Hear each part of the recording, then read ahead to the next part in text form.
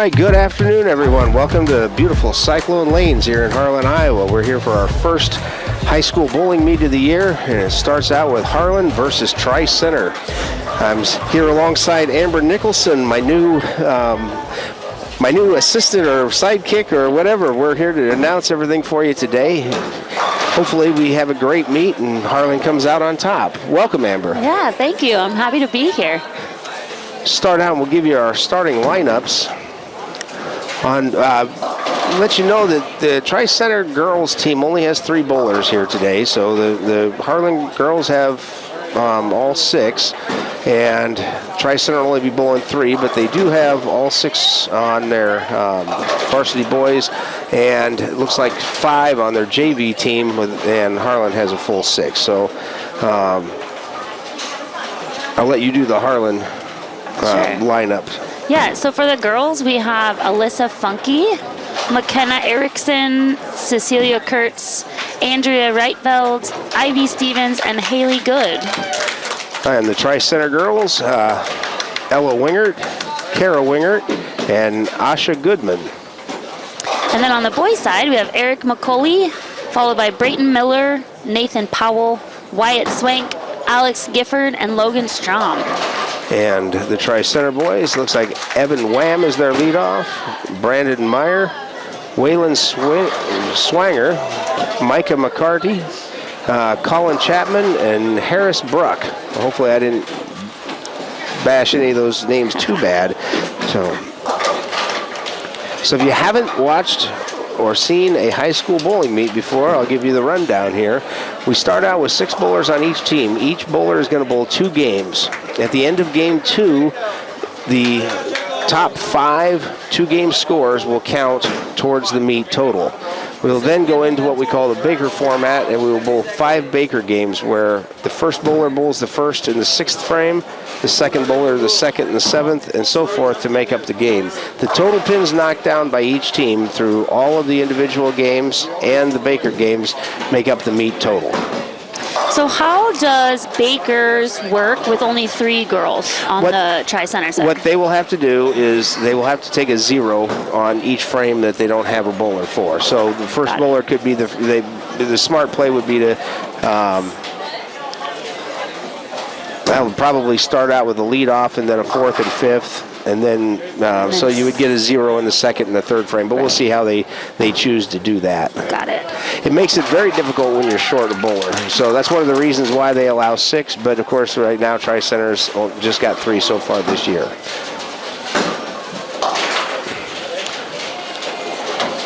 Looks like we got a pin down on lane 6, so hopefully somebody catches that before he throws a shot. Yeah. He noticed. He noticed.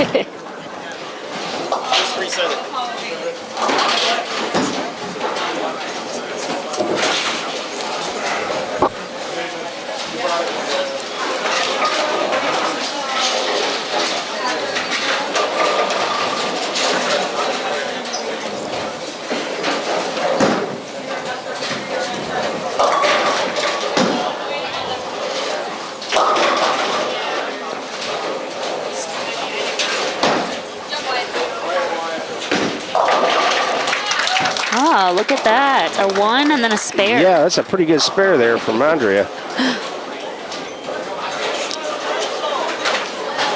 Spare shooting is the key we've learned over the years in this. If you can knock your spares down, you can win a lot of meets. Yes. Add up a lot of points with those marks.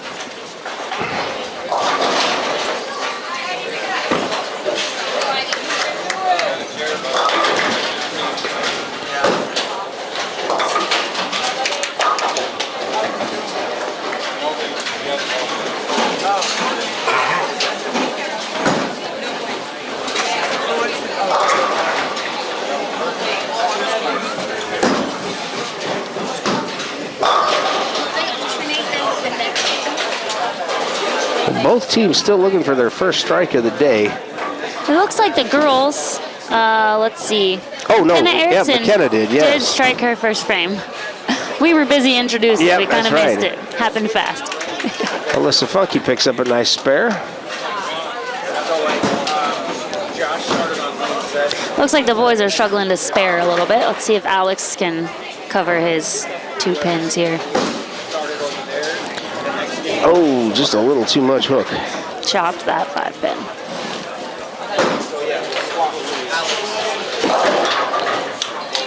Oh, McKenna starts out with a double. That's... She is lined up and ready to go.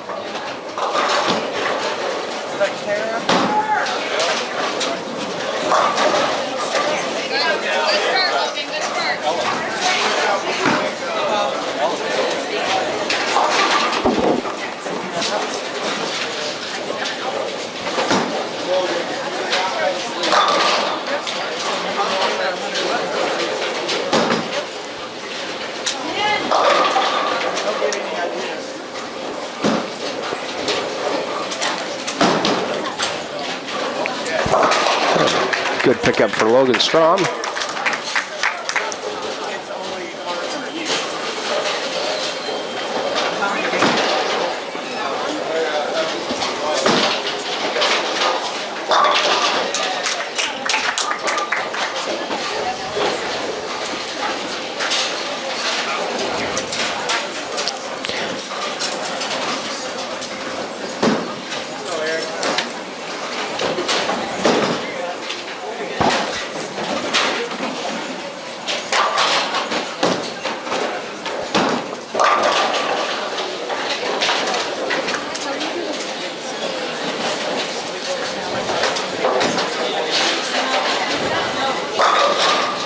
Ooh, Eric McCauley with a close one.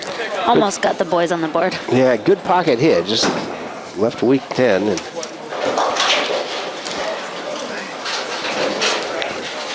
we'll see if he brought his 10-pin game today. I don't know about you, but that's one of the hardest spares to pick up. You know, it is for just about everybody. And I know that Jamie has a lot of drills, and they practice this over and over, and it shows right there because he was right on it. That was a great shot. So, crowd's starting to pick up here at Cyclone Lanes. We're getting fuller and fuller as we go. And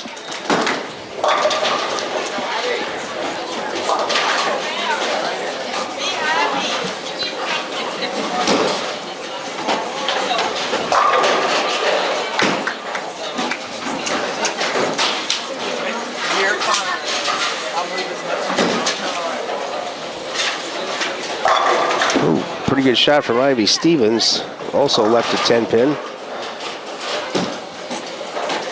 Ivy's a third-year junior and in the program, and since she was a freshman, I think she was one of the girls that made it to state last year, but I think you are correct. Okay. I'm glad I got that right, because it's been a while since I looked at that list, but switches to the spare ball, but Pulled it just a little too far.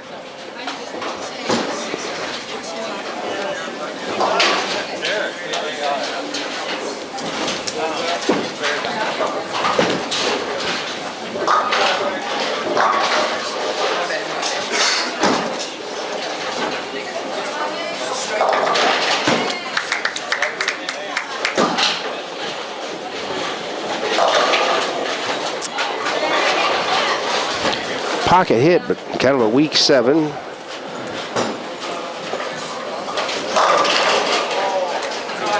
Haley is our lone senior on the girls' side.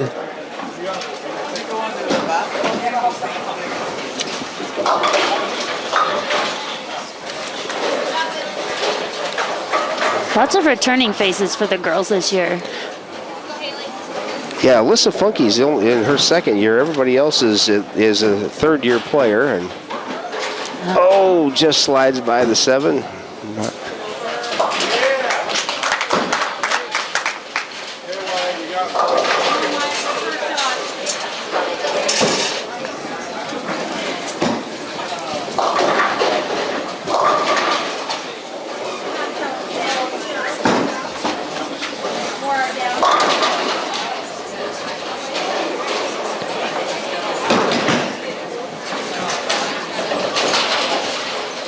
Only one new face on the varsity side for the girls and 2 new faces on the varsity boys.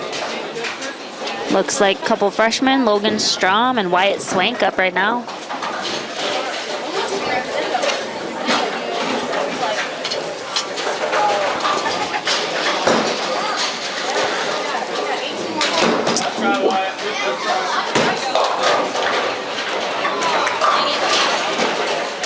See if McKenna can continue her streak over here. Well, no. That's a tough one. A gutter on a double. That's tough. See if she can maybe cover here. Gain those points back a little bit.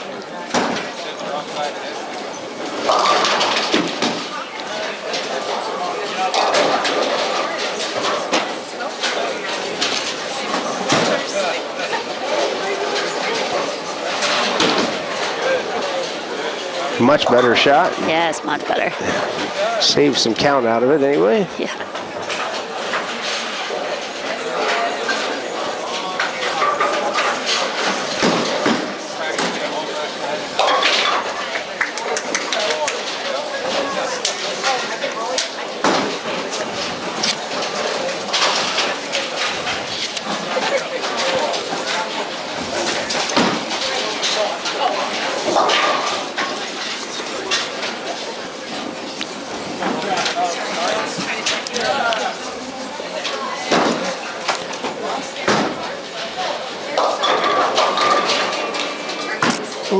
Oh, Logan gets lucky. Good break there. 7 pins a little easier to pick up than that big split. Let's see if he can cover that.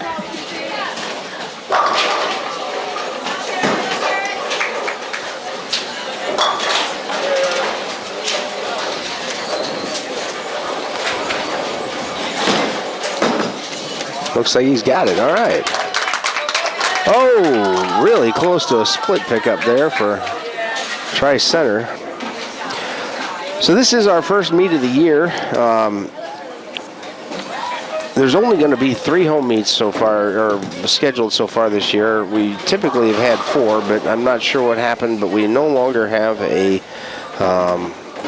4th one, or we don't have it this year anyway. So our next meet, it comes up December 14th, and it's in Denison. Then we go all the way down to Shenandoah and combat the above ground ball returns of Shenandoah. Then another long trip on January 4th down to Creston. That's a long journey. Then January 9th is the Red Oak Tournament, and that'll be a varsity only event. It includes all of the teams in the conference, and that's always been a good tournament. We've won that one on the girls' side a few times, and always nice to come away with a trophy out of there. Yeah, of course. Our next home meet is here, January 11th, and that's against Clarinda. And then January 18th is also here, and that's against OABCIG, which I believe is Odebo, Arthur, Battle Creek, Ida Grove. And I think there's actually another school that got involved in that too, so they got a lot of letters there. There's a dual meet then again in Red Oak on January 27th. And then one of the ones that we always marked our calendars for in the past was the Lamar's tournament. Lamar's has one of the nicest big bowling alleys in a small town you'll ever see. And it's this beautiful 16-lane center called Sweet 16 Lanes, and they always put on a great show up there. So then this year, and I don't remember this being around in the past, they have the Denison is hosting the Monarch Memorial Tournament. Again, that's going to be a multi-team. And then on February 2nd, down in Council Bluffs, I assume the Lynx, that's Abraham Lincoln. Abraham Lincoln. They're hosting what they're calling a Baker Bash, and I don't know anything about that. I'm guessing it's an all-Baker tournament. That sounds fun. Could be fun. And then the traditional 3 triangular meet with Lewis Central and St. Albert is on February 6th. The Hawkeye 10 tournament, which is always at Thunder Bowl, will be again on February 9th. And then the boys qualifier and the girls qualifier come up the girls are on February 12th and the boys on February 13th, but we will never know where that's going to be until we get about 3 weeks out, then they finally release it.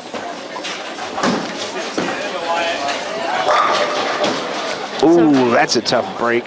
Yeah, while we were away, Nathan Powell got the boys on the board with the first strike. All right. Yeah, so the boys are getting rolling a little smoother now.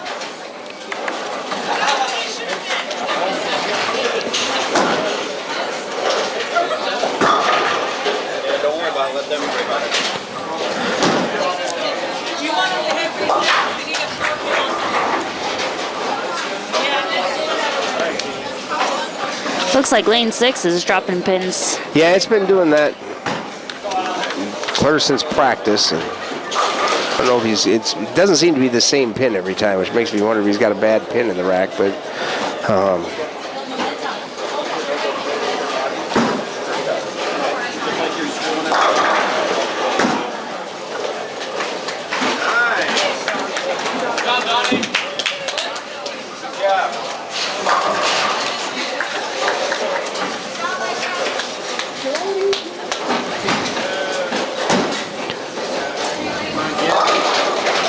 It's all right, Gift, pick it up.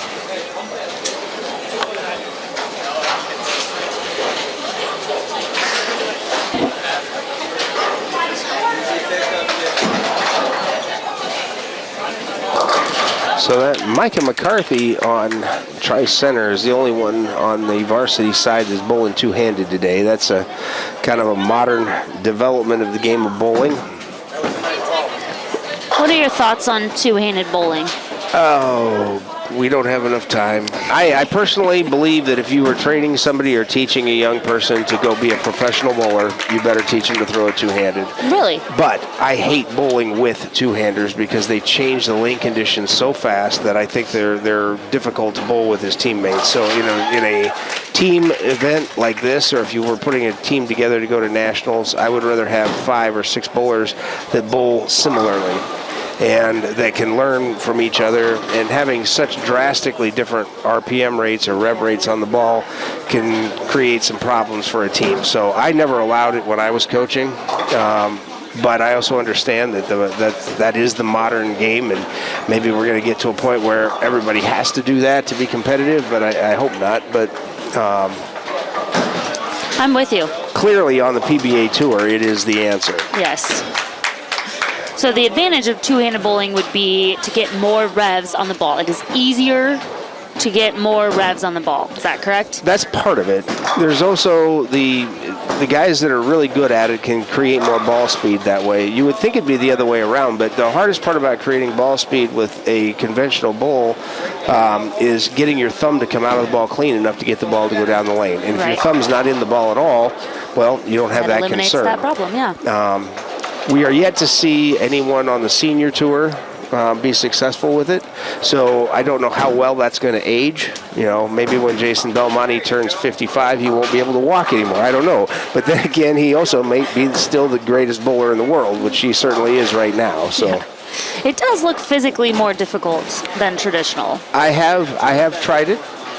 It's not for me, but I've been, you know, I'm almost a super senior, and I've been bowling for 50 plus years, and so it never felt normal to me. But they certainly are knocking down a lot of pins with it out on the pro tour. Good job, Eric. You got this. Pick it up.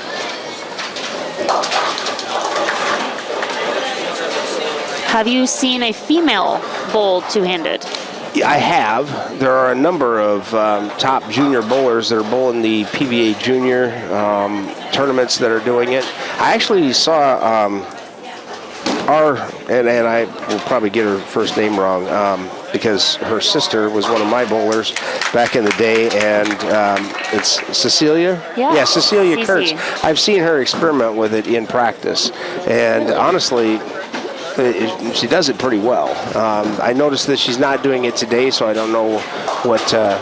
That's between her and her coach. But she's a left-hander, so if I was ever going to allow one to do it, it would be a lefty because it wouldn't affect the right-handers. Right. It's not going to affect the rest of the team bowling on the right side of the lane. Exactly. Yeah. So far, the two-hander from Tri-Center hasn't exactly lit them on fire, so I don't know that it's the right answer today anyway. So it looks like through 3 frames that Harlan boys have got a small lead, obviously because of the deficit in bowlers. The girls are way out in front, but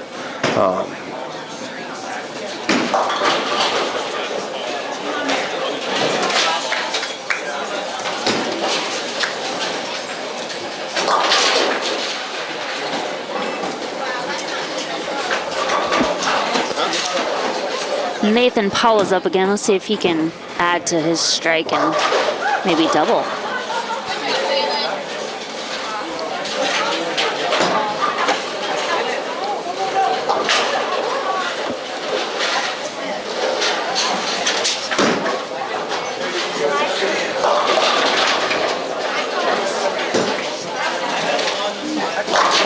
it just a little too far.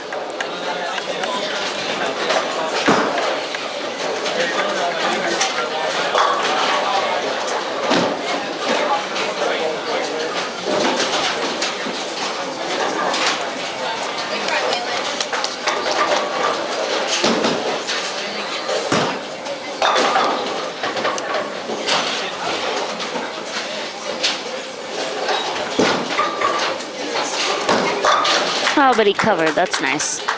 Add to that strike. And we definitely know that spares are what wins these meets. Yeah, the two-hander just I haven't really seen anybody get lined up to where I'd say that's definitively where you should throw the ball today. Obviously, we've only had one strike on the guys' side and just the one double on the girls. There's another strike on the boys' side. That was a great shot. Lots of pin action on that one.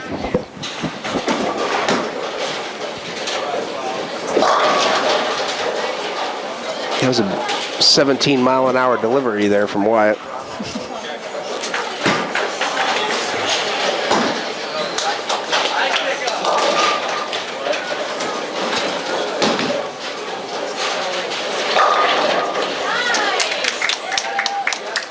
The Tri-Center girls got their first strike of the day.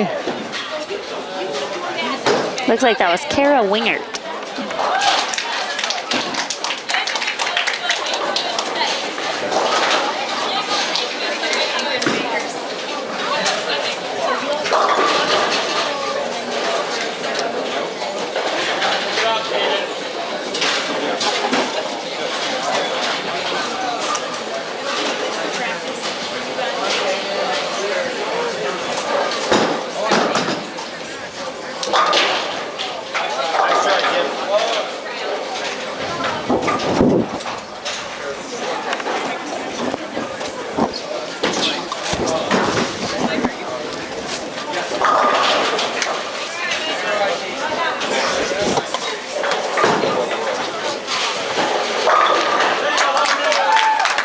All right, 2 strikes in that frame for the boys. A couple of them are getting lined up pretty well.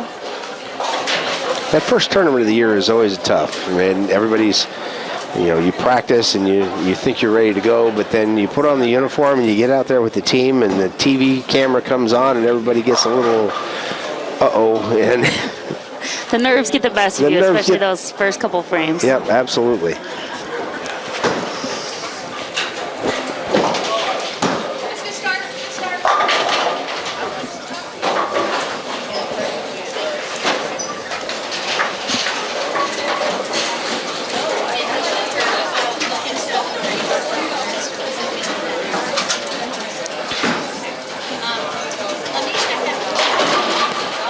I didn't see that shot. Did Evan actually get just the 10 pin on his first shot? I believe he did, yes. Interesting.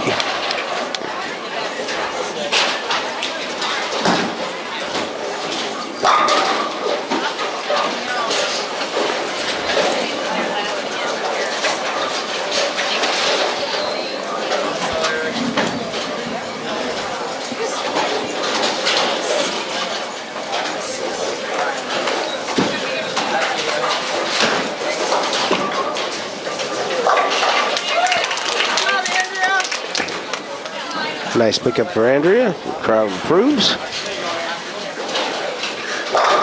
There's a very nice shot from Eric. Eric is on the board. Actually, Eric is clean. He has not had an open yet this game. That's a big plus when it comes to total score and total pins. And there's Ivy coming through with a big strike for the girls.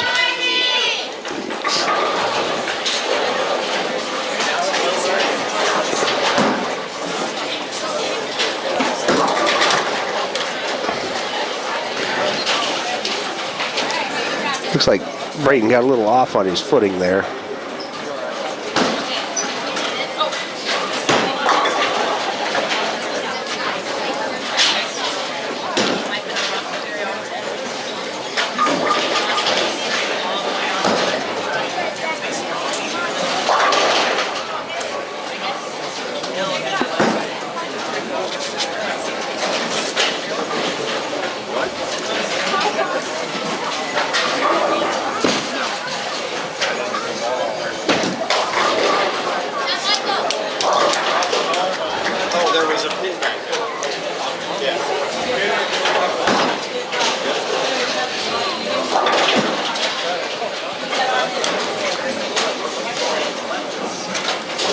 job, Jacob.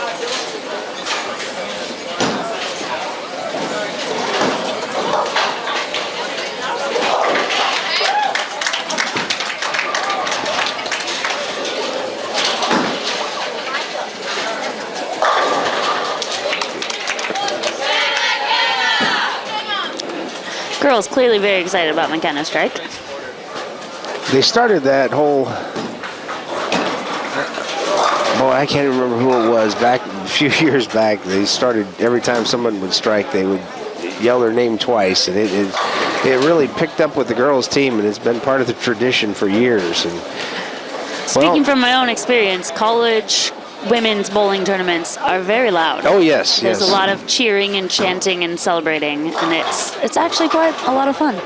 I remember we were at Sun Valley Lanes one day just by accident visiting, and the Nebraska high school girls championships were happening at the time, and I could not believe the crowd, and I also couldn't believe how loud it was. It was just the excitement. So the first time we make it to state, we literally drove over in a raging blizzard. We get there and it is snowing. It is awful. We're in Des Moines and they had people lined up for 3 blocks waiting to get into that bowling alley. Oh my goodness. It blew my mind. I think it's great that these high school kids are getting to bowl and their parents are getting exposed to it and their friends are learning more about it. It's definitely growing the game. Yeah, I think it's been very good for the game. I think it's been good for the small town bowling centers because they've got a whole new group of bowlers that are going to grow up believing that this is an important part of their social activities. We've had a lot of our bowlers go on to bowl in college. We've had several scholarships and a whole bunch of them have gone on to bowl either at Morningside or at Iowa Western, and one down in Missouri. It's been a really neat to watch. The kids just keep getting better and then get opportunities in college. Yeah, that's a great way to get involved in the school that you're going to and get a little extra money for it, right? And just have a good time doing something you enjoy. It's all right, Josh. It's all right. Don't worry about it. Pretty good looking shot there. Oh, that's a 4.57. That just wasn't lucky at all. Not at all.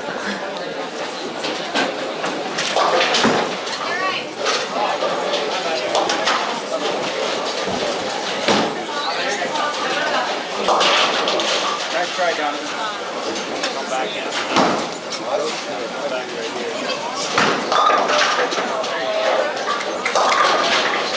That's better. See what happens when you follow through?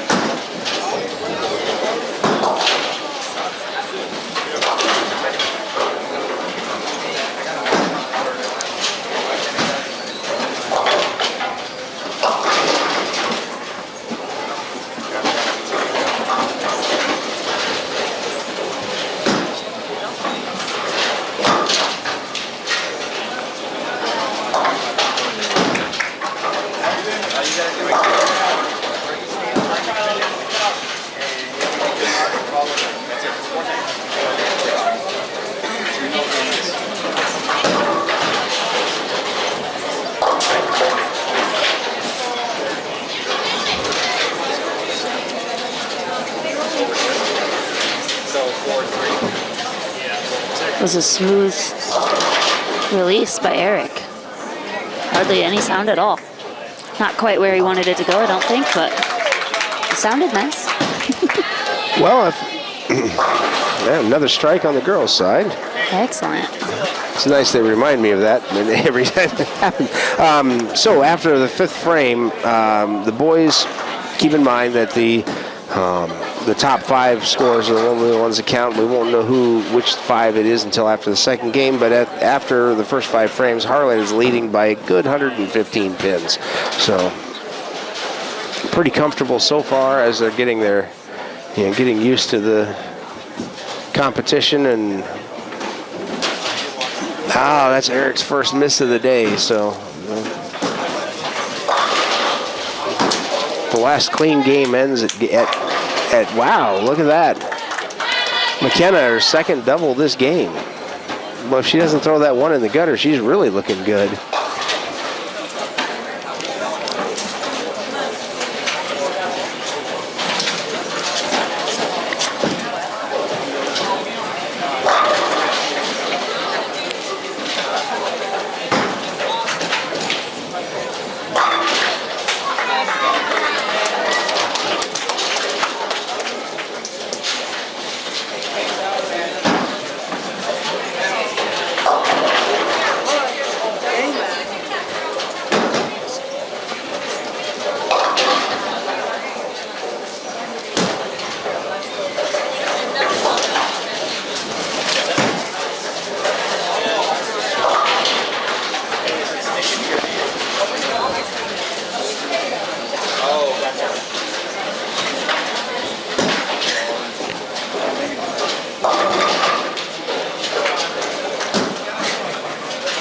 You got this.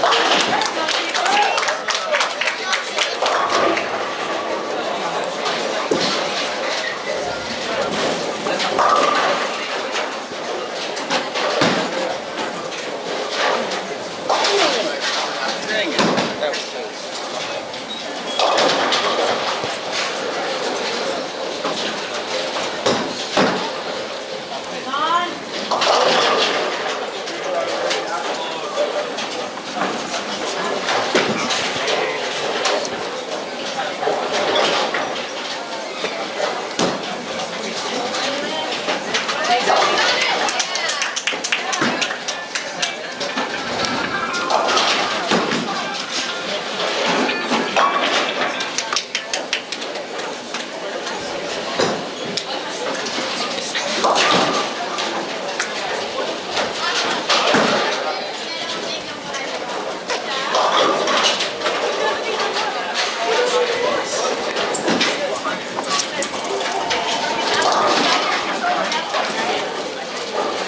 Tri-Center's two-hander continues to struggle to keep the or get the ball to the right side of the lane. I think that's just a pretty aggressive ball he's throwing, and just not going to be able to get it over there. So this is one of the reasons why on a team sport like this, I just don't love the two-handed style. But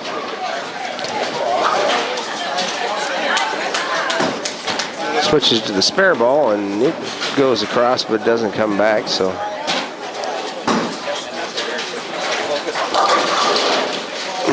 nice. Okay, good break there for White. Trips out the 5.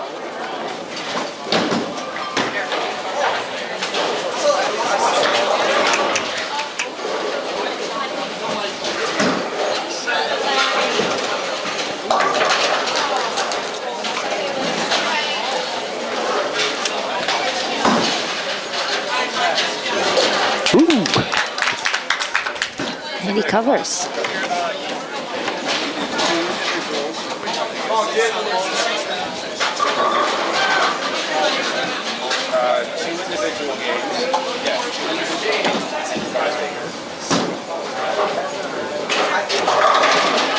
Haley good with her first strike of the day.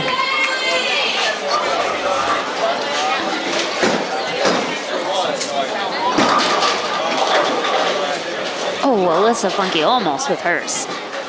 Oh, she got a strike in the last frame, almost with a double.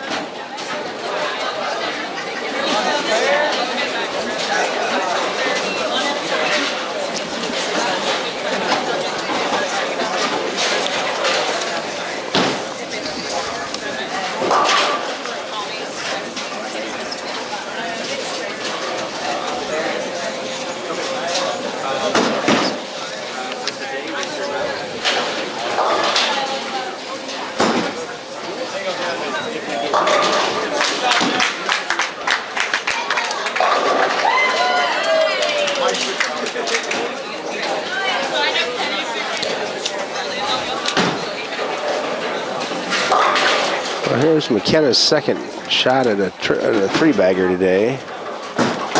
It's got a chance. It's going right down the middle. Oh, and just leaves a 5-pin. Tough luck. Another strike for Logan. I'm I'm not sure I realized this, but Logan is actually clean through the first 6 frames, so there's some good spare shooting going on there on the Harlan side.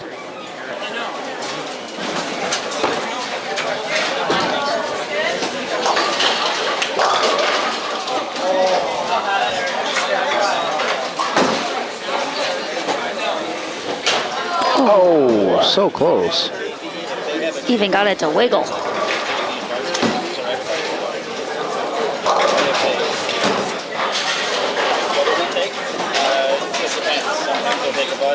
Well, we're certainly not going to point this out to McKenna, but she's already beat her high score ever. This is her 3rd year, and her high score, according to the sheet I was giving, it was a 127, and she's already got 134 in the 8th. So this is definitely a new year for McKenna, looking really good so far. Yeah, good for her. Good way to start the season. No kidding.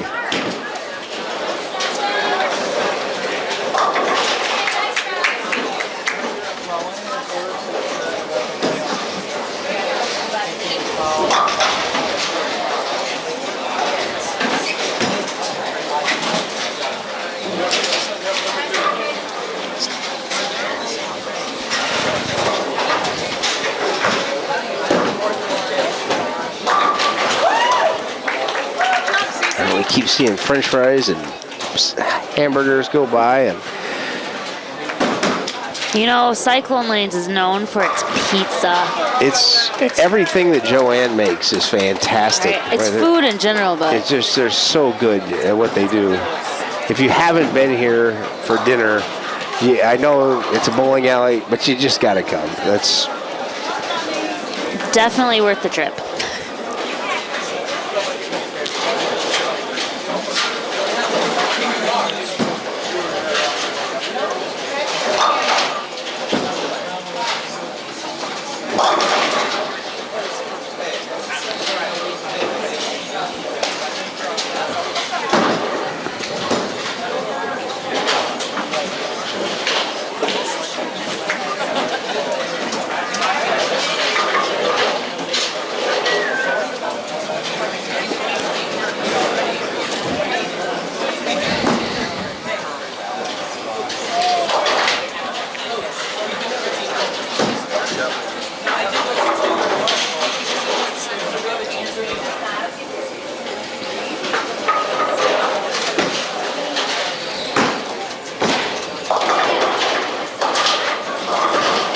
looks like Ivy got a little soft on that one and hooked up a little more than she was expecting it to.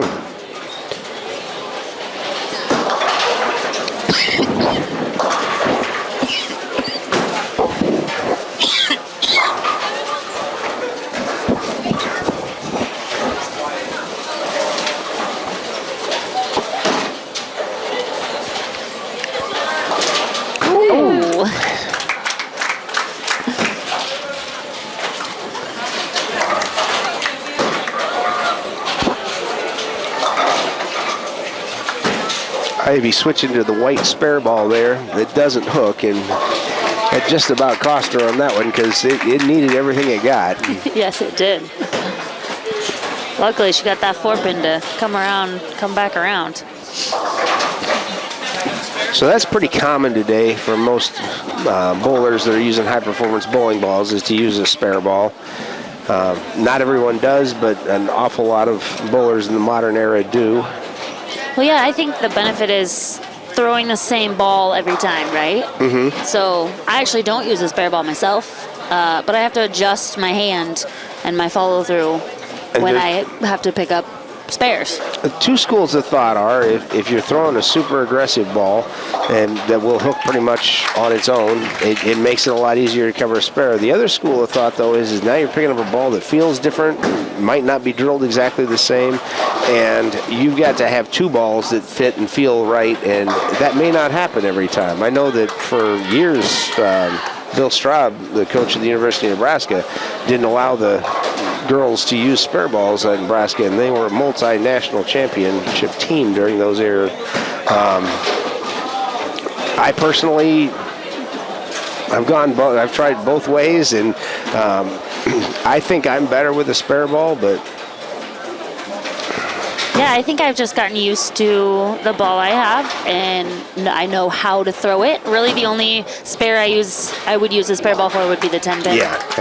Because everything else I can just adjust my feet. But yeah, it looks like quite a few of these kids have spare balls. Yeah, we started seeing that, quarterback, 7, 8 years ago, that the spare ball started to come into play because the modern bowling balls are so strong.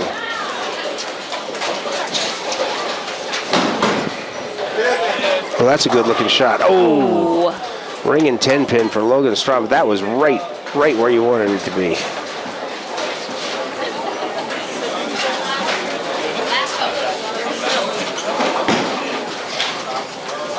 Looks like he's also switching to a spare ball.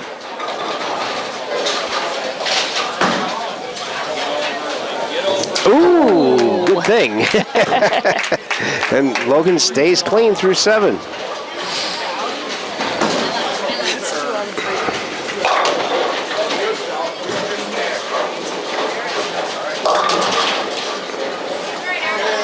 So for those listeners that are not bowlers, what is the difference generally between a spare ball and the ball thrown for strikes?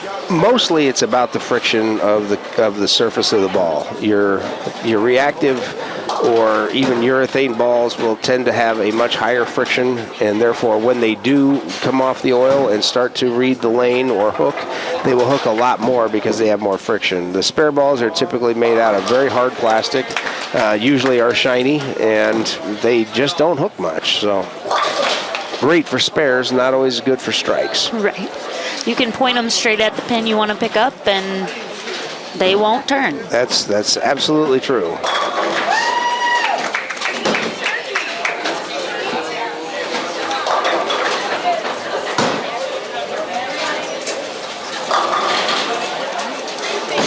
Looks like the girls had 2 strikes in a row over here. McKenna and Cecilia both struck. Yeah, McKenna, go ahead. No, I was just saying the girls' spare percentage has certainly come up since the beginning of the game, so they're starting to get it together. And Right.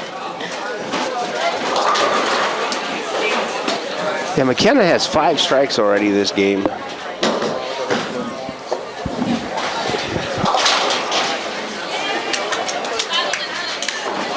Can't tell by watching her. She's just mellow, doing her thing over there. Not getting too excited about it. It's probably a good thing. That's a good thing, Keep yeah. her calm. I always tried to tell the kids, don't watch the scoreboard, but it never worked. They always did. Never works. It's up there. You got to look at it. Yeah. So since I'm coming from the Nebraska high school side, just a couple differences. In Nebraska, they actually bowl head-to-head. So lineup matters, like the order matters, rather than total pin, they bowl for points. Okay. So here, I think it's nice, though, that they get to bowl 6 bowlers and actually count total pins, which is really nice. This is, for as long as I've been around, this is the way we've done it here. I know when the changes that they have made, they now allow some different substitution during Bakers, where you can bring a JV bowler over, for instance, and we never had that back in the day. But the other thing is we now have a lot more individuals qualifying for state, where it used to be only the top bowler at each meet qualified as an individual, and if they made it as a team, then no one from that place went as an individual. Oh, wow. So it was very much a team-oriented deal to go to state. Now they actually do the individual a lot more qualify, and they do that on a separate day from the team event. So it's a completely separate event. I think that gives kids a bigger reward, right? A more motivation that they can qualify individually. They can not only help their team, but they can also, qualify individually and have that extra motivation to get there. That's Yeah, cool. and for instance, if you had a team like Tri-Center Girls, where you only had 3 here, you probably won't ever win a match with only 3 bowlers, but you still might be able to make it to state as an individual, because you're still going to get to go and bowl the state qualifier. And Right, that's a nice change to the rules for sure.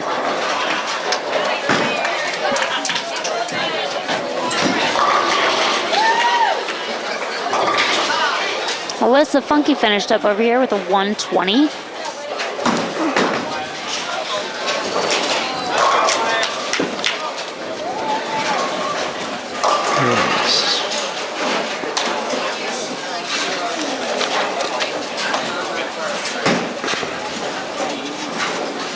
Boys are the girls are obviously bowling a little faster than the boys, having only 9 bowlers rather than 12 on the lane. So look like they're finishing up their 10th frames when the boys are still in the 8th frame. I've noticed over the years that's not uncommon even when they both have all their bowlers. It's like the girls are paying more attention than the guys do. They bowl a little faster maybe.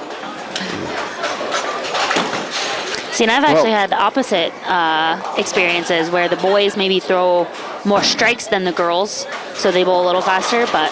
Now, Harlan's girls have been solid over the years. Yeah. They've often beat the boys. That's not excellent. uncommon at all here. Love it. By the way, McKenna finishes with a new personal best, 162. Wow. Her prior high game was 127, so that's a monster game from McKenna. That's excellent. Way to start a season for sure. Yeah.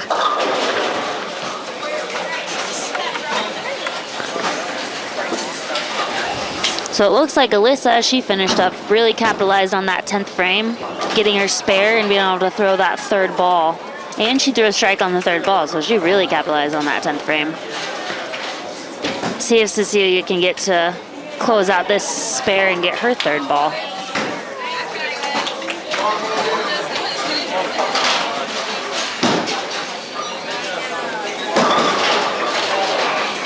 Ooh, just pulled it a little bit.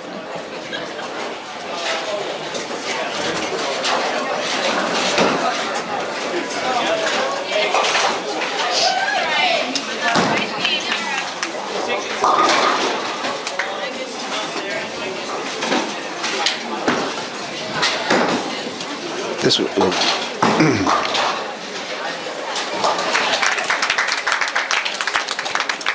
And Logan continues the onslaught of spares with another one in the 8th, so...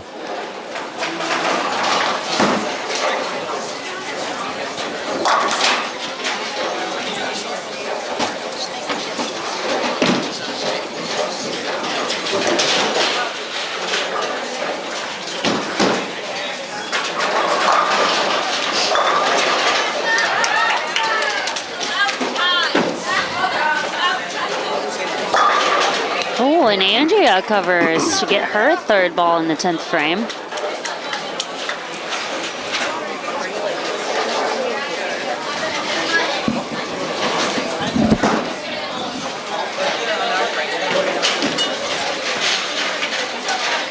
Oh, beautiful shot there from Eric. Beautiful. That's exactly what it's supposed to look like.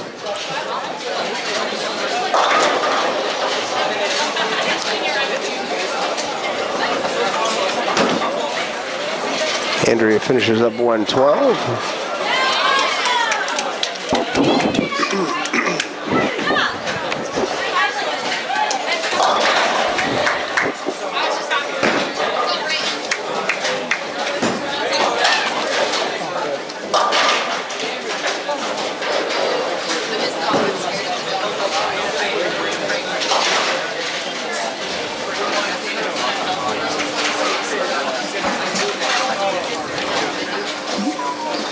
Looks like Goodman for Tri-Center is about to strike out. She has a chance to strike out in the 10th frame here.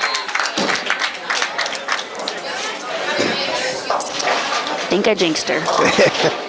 She had a good double to start the 10th frame though, with a really good finish.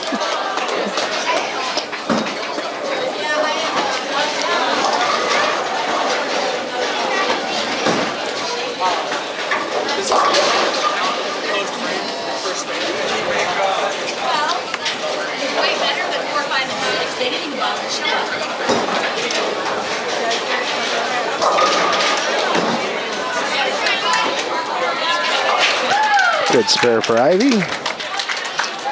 She's going to be in the 120s most likely. That's probably a little below her season average last year, but first game out, we'll take it. Oh. Ooh. Close spare there for Nathan.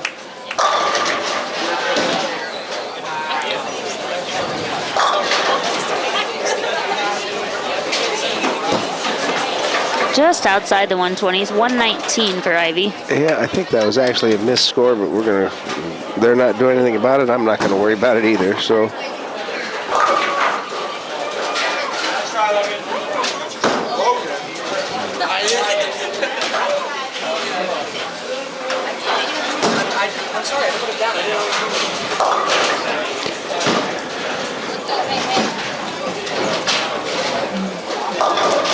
Looks like that two-handed bowler for Tri-Center got that ball over to the right side of the lane. That was a nice... Yeah, finally got it far enough right, but it still came back high. And one of the things about that style is you have such a high RPM, you really got to keep your ball speed up, and he's clear down in the 12-mile-an-hour range. And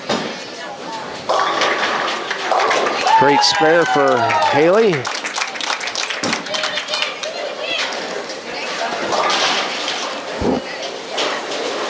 So let's talk about ball speed versus hooking.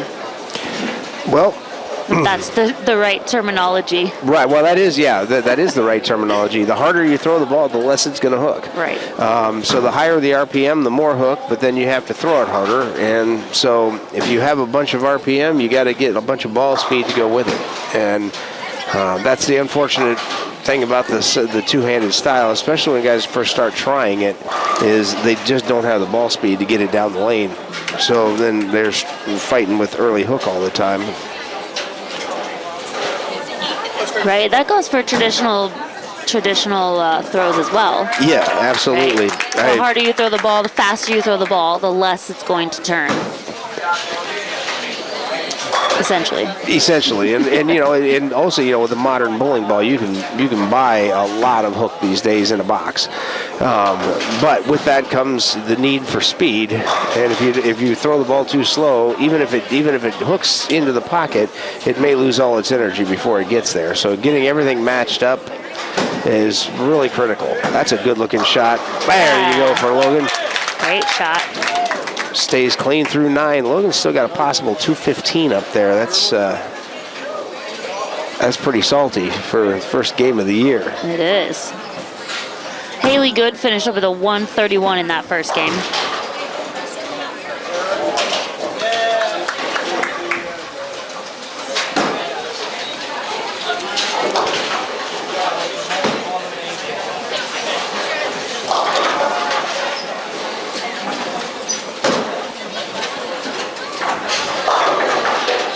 Good ball from Melissa.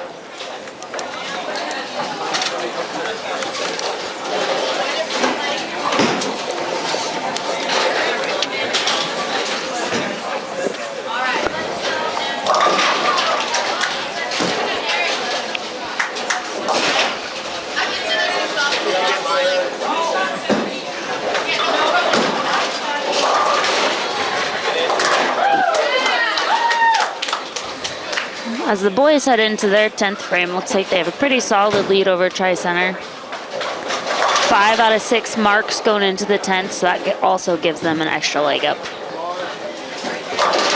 And Eric covers and gets his third ball in the 10th. He's going to be in the 170s comfortably. That's always a good score. Yeah, it looks like Eric's high score is a 167, so it looks like he has officially beat his high game as well. That's great to see from one year to the next. You come back and start off setting a new record. That's great. I think it really does go to show how much staying clean and picking up those spares really makes a difference. 174 for Eric.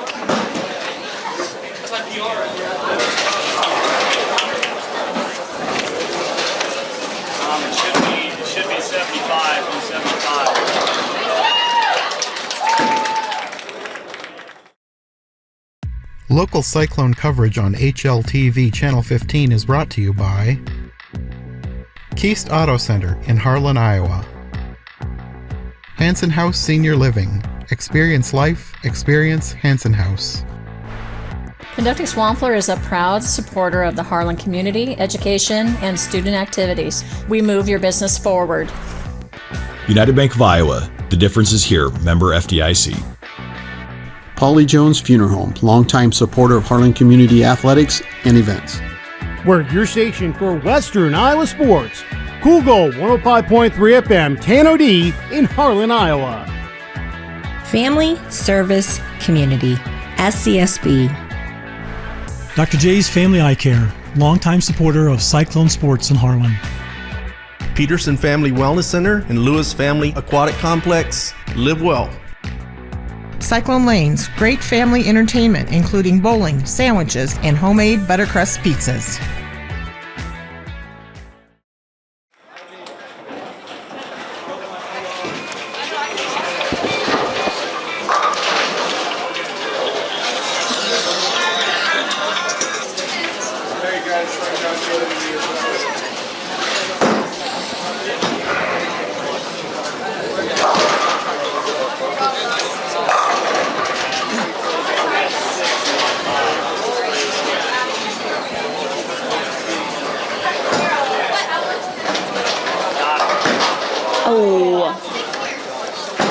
Tricky spare for Brayton, and he gets 3 out of 4. Just not quite enough to get that 7 pin.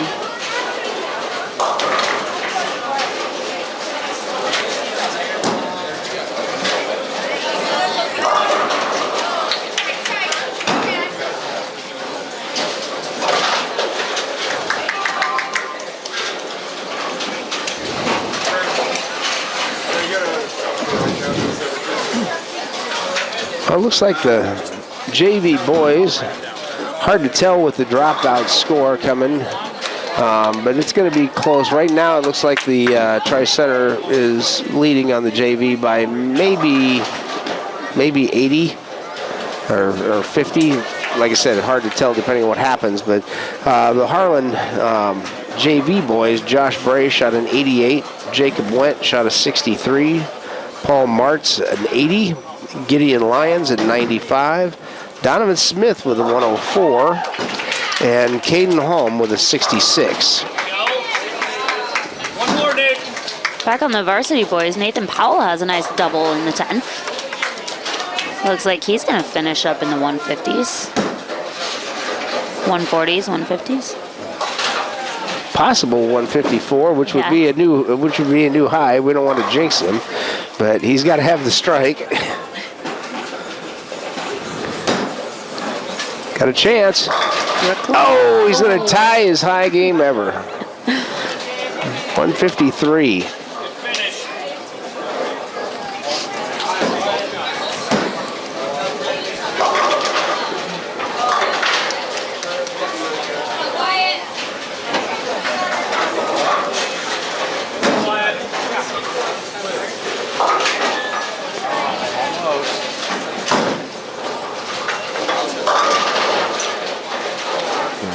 It breaks up the split, leaves just a 7 pin.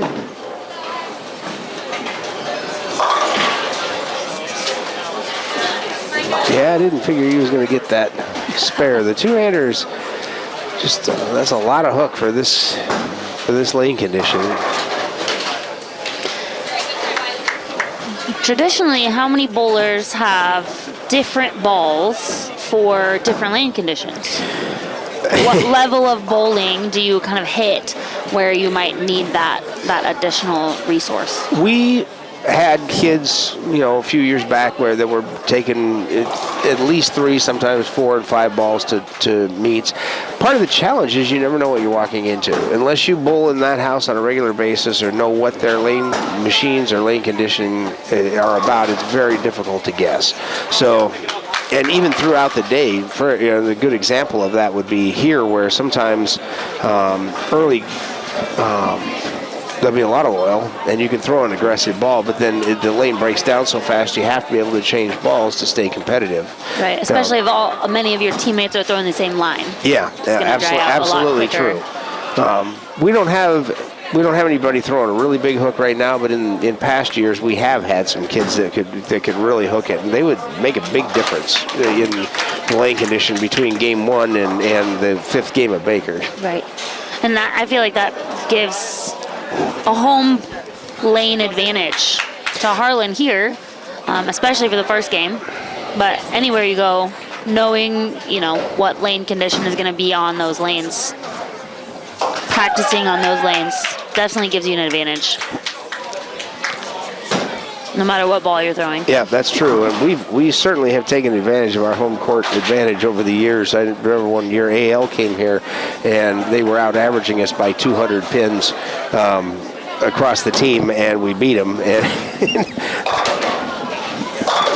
to say they were frustrated would be an understatement, but I enjoyed that day, actually. It was a lot of fun. I'm sure it was. Alex finishes 132. See what Logan can do with this clean game so far. Well, he's got a chance to keep it clean. Got rid of that 7-pin.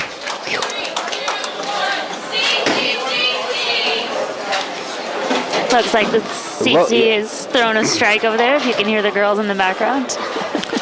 So I can't tell you if this is Logan's high game or not because he's brand new to the program and just a freshman. So It's going to be his high game on the high school scene. Oh no! Carried the clean game all the way to the 10th, but still wound up with a very nice 183. Really nice game for Logan. The boys finished with a 6-man score of 833. Try centers at 574, but we'll see what happens after we drop the low score at the end of the second game.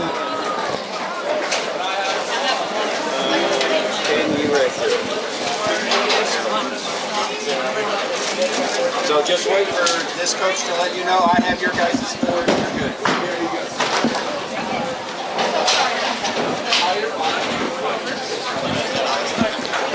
go. Well, we've reached the standing room only stage here, and it will be truly packed by the time Baker gets started. That's when a lot of parents are getting off work and making it up here. And if you haven't been to one of these events, you really need to come out and check it out because they are a lot of fun. Especially when we get to Baker's. Baker's are just quick and exciting. Anything can happen. It's a lot of fun.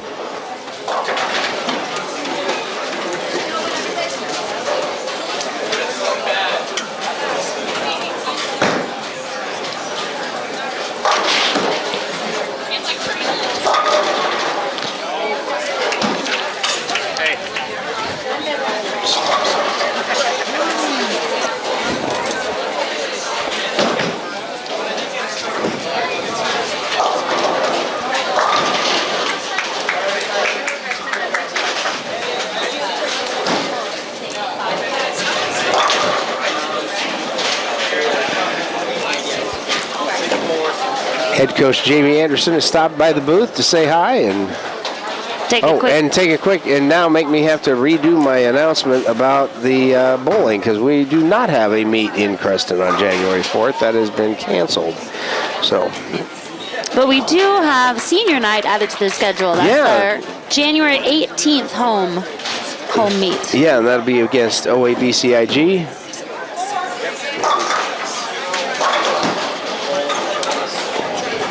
She also stopped by to take a quick picture of my first commentating experience. We are certainly happy to have you with us. I'm happy to be here.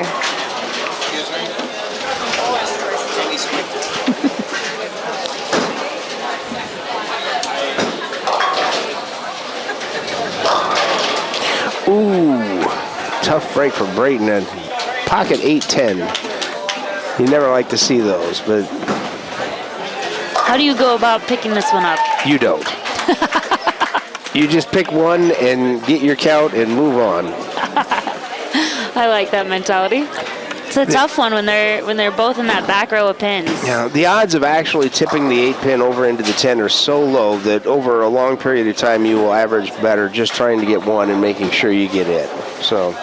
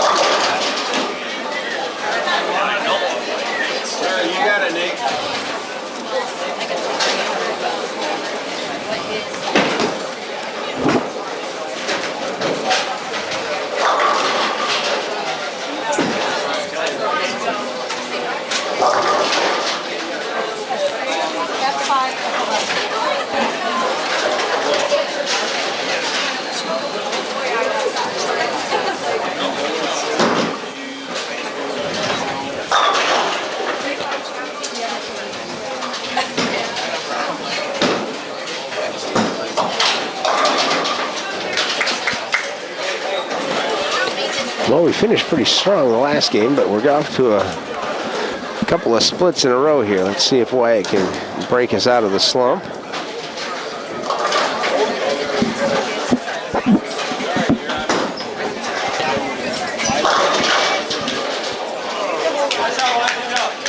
Well, no split, but no strike.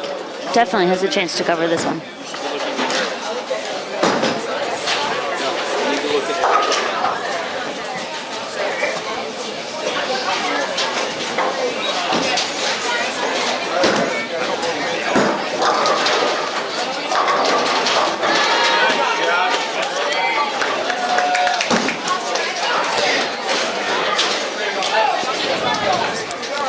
Boys are off to a very slow start. Let's see if Alex can break us out of this.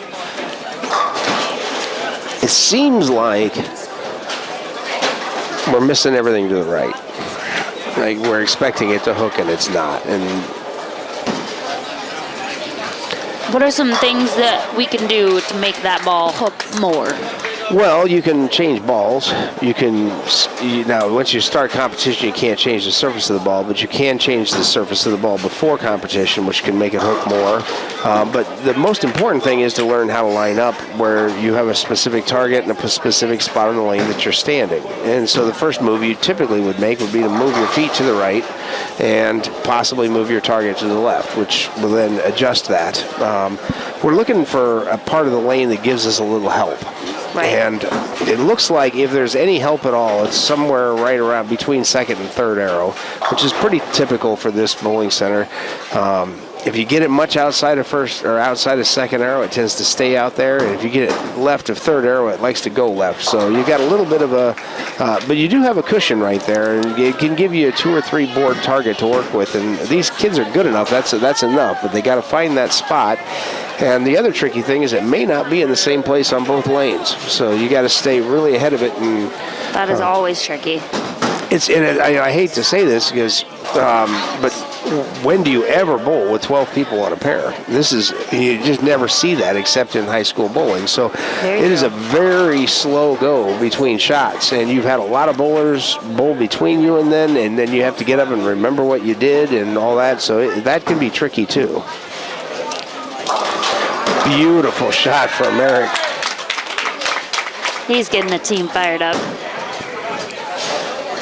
And Logan's back on the spare train. I like this kid. He's going to be great. Yeah. Just a freshman this year, so he's got a lot of years to add to the program.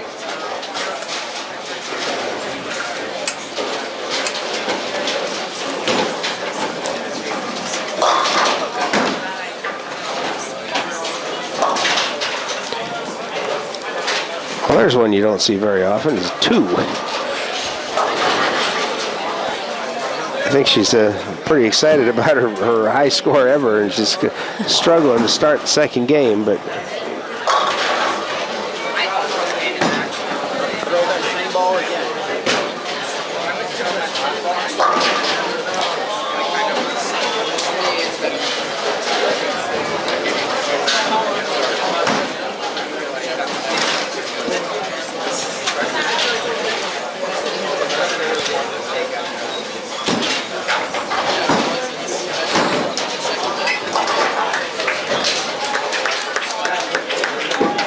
so one question I get asked a lot, I do have a pro shop, and I don't really sell bowling balls anymore, but I do work with some of the kids and things when they need local help. But when you were coaching in Nebraska, what did you think about weight-wise, ball weights for girls? That's always a question I get, is what weight ball should they be throwing?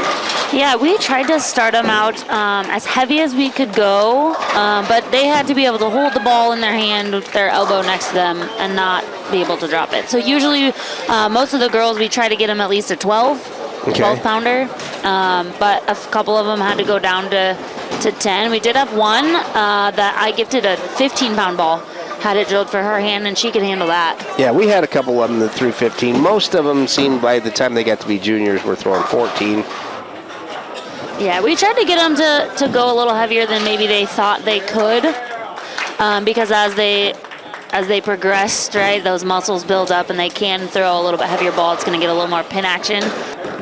But yeah, it was just kind of what we had, what they had, and what they could handle. Yeah. So yeah, 12 was kind of our magic number. If they could throw a 12, we were happy. If they could throw more than that, it was fabulous. Especially we had a lot of new bowlers, never bowled before. So a whole new experience for them.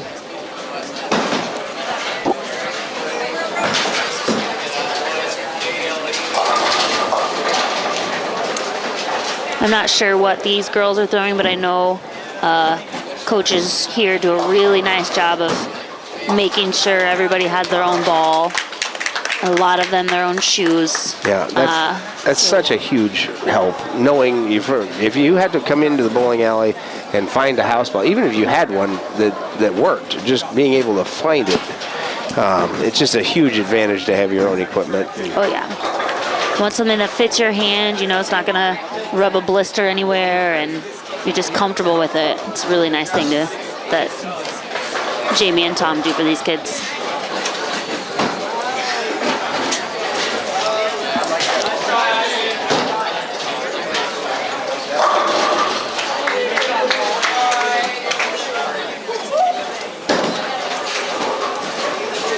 Tell me, what one was it?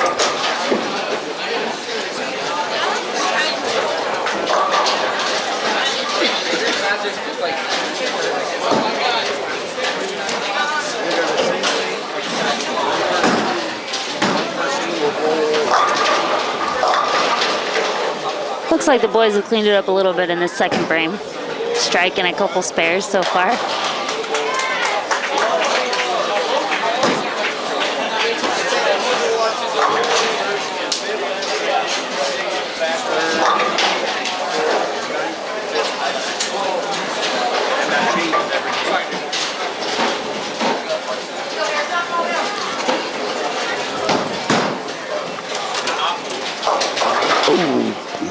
Haley looked like she was going to cover that, just chopped the 6 off the 10.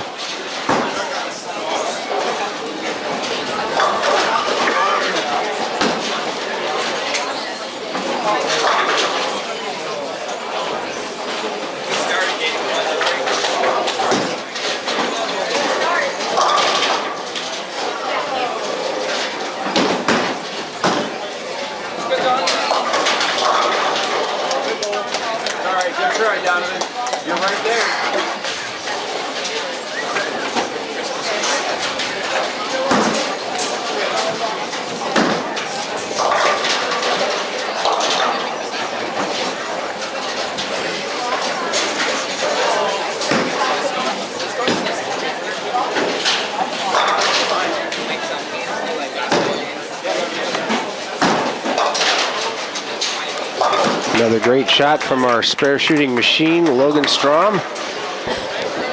He really knows how to cover. It's very consistent.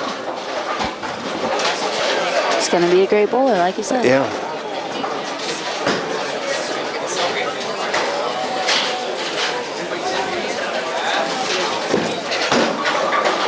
Another chance for Aaron. Yeah. Eric, that's another beautiful shot. Maybe his first double of the game. Could be. He threw several strikes the first game, but I don't know that he got any. I don't remember quite. Either way, he's off to a good start in this one.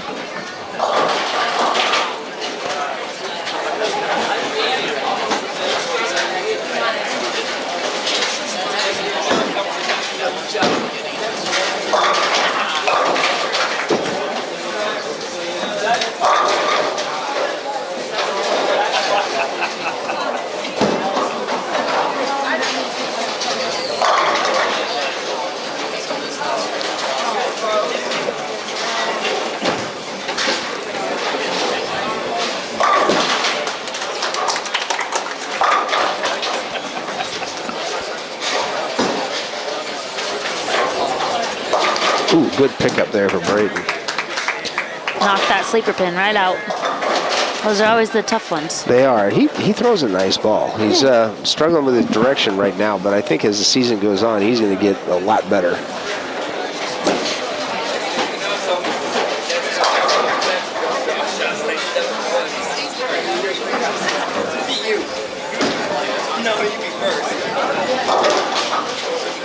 strike. I'd be like a point.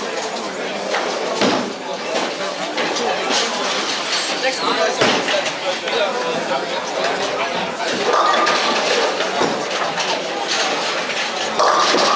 Ooh, Nathan with a nice Brooklyn shot. Tripped out that 10 pin.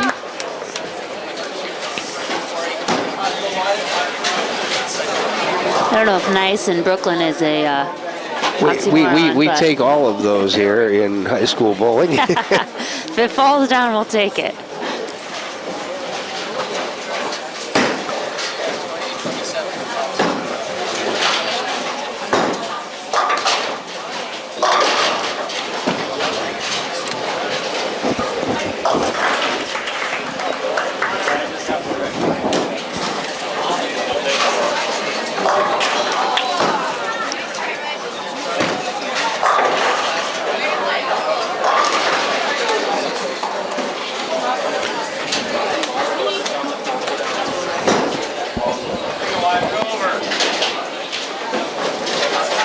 Wyatt really putting a lot of ball speed on his ball. Not quite giving him enough lift there. That's the danger of the two-hander right there. You just don't get it out, and you get a little soft and right through the nose and big four. Yeah, that's not a pretty leave.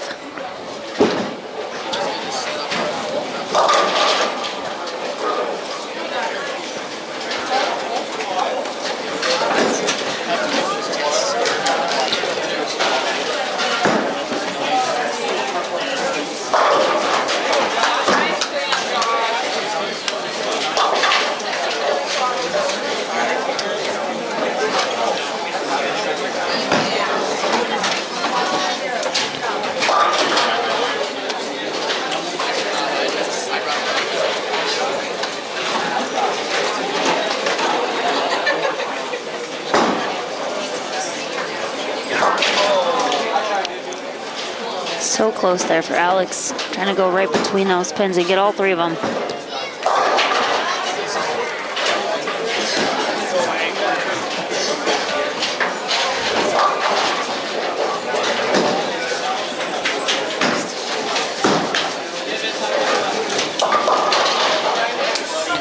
Well, let's see what Logan can do with the 3-6-10. This is one of my least favorite shots to have to shoot personally. They're all in a bunch, but somehow or another, it's like shooting a split. I feel like it's very easy to chop one or two of those pins because of the way the ball's coming in. Looks like he's hard way. He got it though. Hey. He's still clean. You were not wrong when you said spare shooting machine.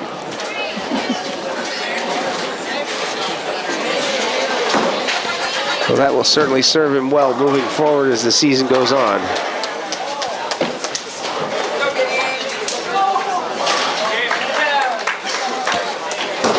Nice job, Paul. Trying to remember what the record for high average on the boys' side was.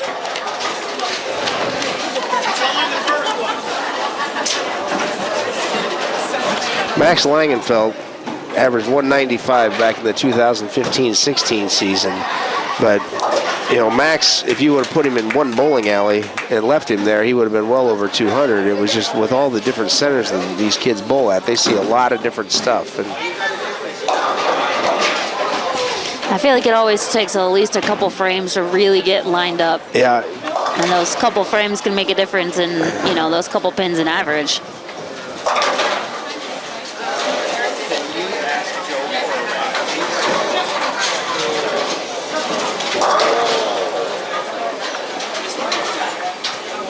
you know, Max always was one of the top athletes in the area, and even today he's still one of the best golfers in the area. He's won the club championship out at the country club, and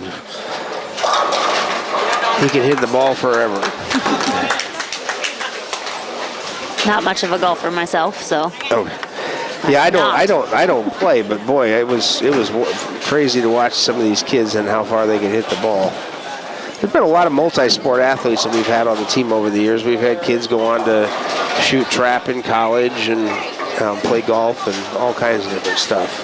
That's excellent. Keep them well-rounded.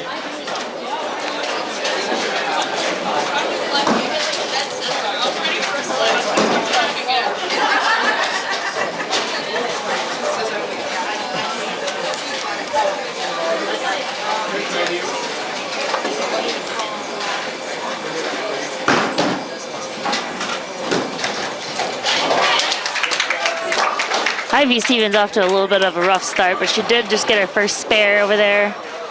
Really nice second ball to cover. She is on the board now. All right.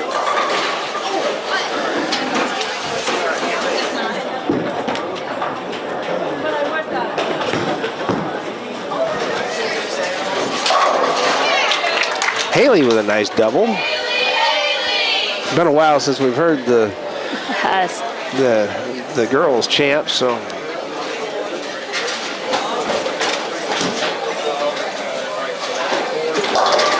Oh, Brayton with a nice cover.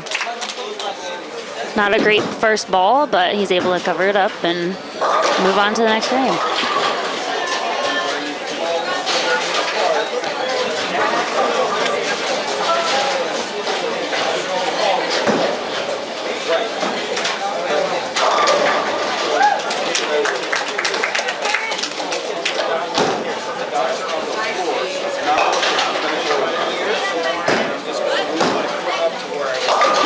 Whoa, there's a shout out to our JV bowler. Paul just shot. Paul Martz. Paul Martz just threw a turkey. In the third, fourth, and fifth frame, 3 strikes in a row. He looks ecstatic about that. Yeah, I think that might have been his first ever, but we really haven't seen, I don't think we've seen one of those from anyone today, have we? I don't think so, you know? A couple chances over on the girls' side with doubles, but I don't think anybody's capitalized.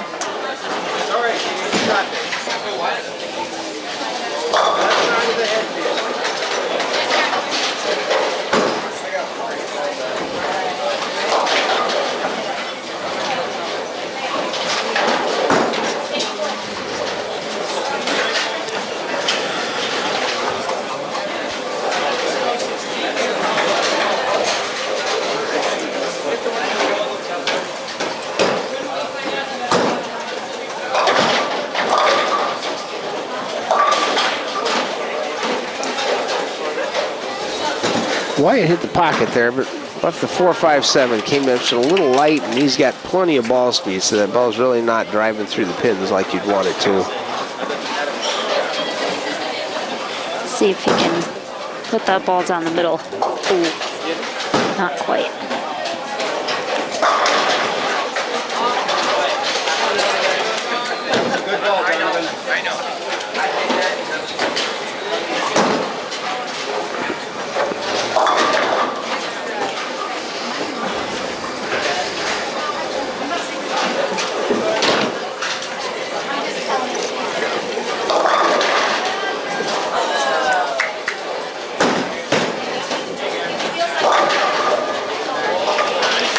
Nice shot by Alex Gifford, just sticks that 6-pin. 4-pin, excuse me. Wrong side. Yeah, great cover there for McKenna.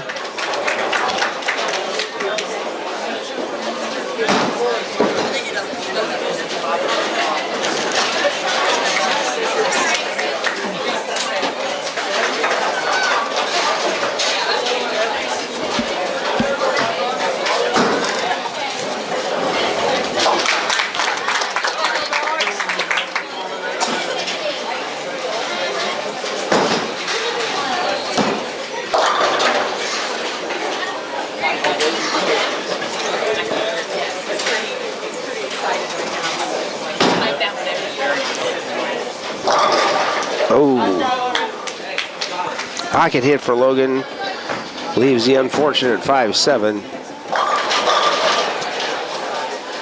What do you think the percentage of picking this up is? At this level, I would say 20-25%.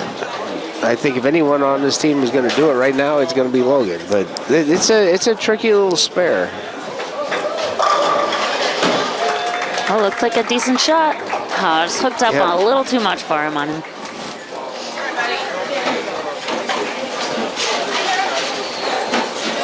Now, in your opinion, is a split an open?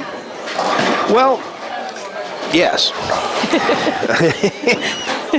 All right. Anything that you don't get a spare or a strike on is an open, unfortunately. Yeah. And, you know, this is more like an adult league question, right? Often they don't count spares as opens splits as opens. Yeah, I do. Because at the end of the day, they hurt your game. They do hurt your points. You know, that's a thing people tend to forget about is avoiding the split. You know, is sometimes more important than carrying the strike. If you can get all your spares, you got a much better chance of winning. Yeah. That's 2 5-7s in a row on lane 5. We're not going to blame Logan for that. We're going to say it was the lane. The lane's a little sticky on those pins, yeah.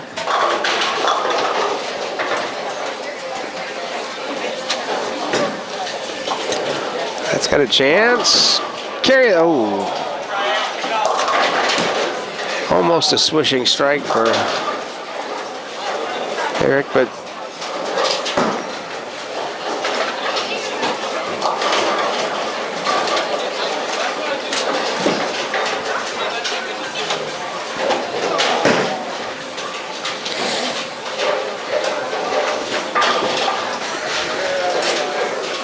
he got the spare. Harlan seems to have a pretty solid lineup as far as leadoff bowler and anchor bowler. Yeah, they both look good. Alex is always real consistent. You know, they're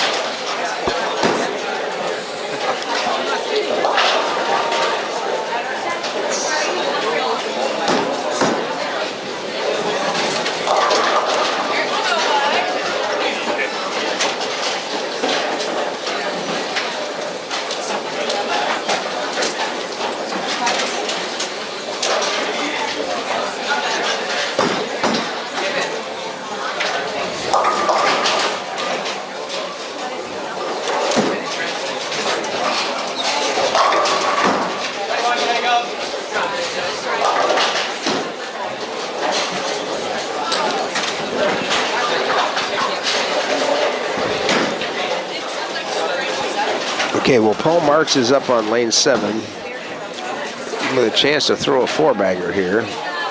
He was awful excited about the 3-bagger, so I have to assume this would be a first on the 4. So.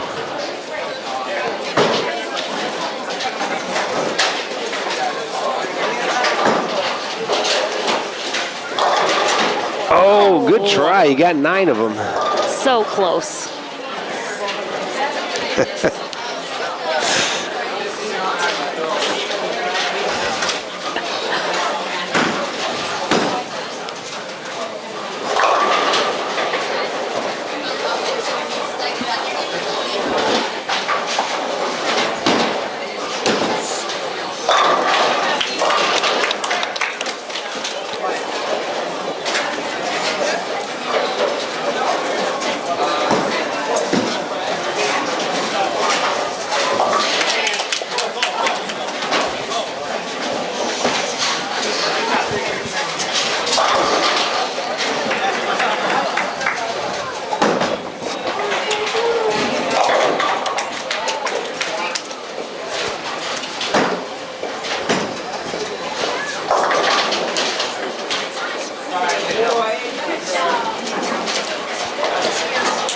boys have kind of fallen into a funk here.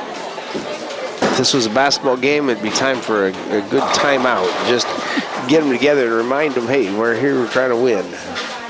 They've got a pretty comfortable lead, but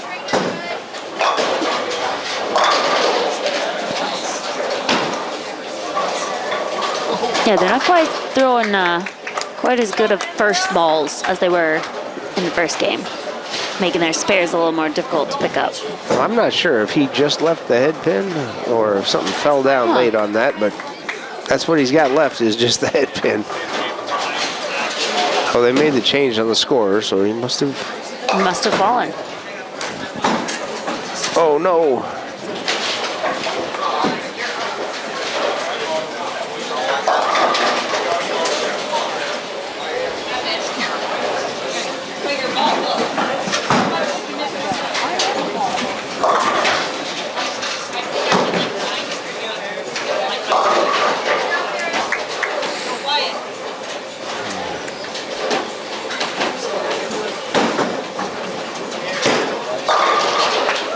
Nice ball by Alex. Maybe he can get the boys fired up a little extra. Alex, do that 5 more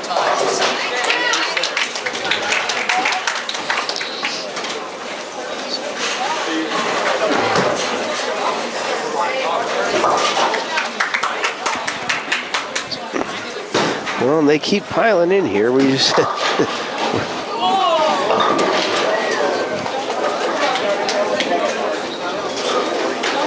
This is a great venue for this because the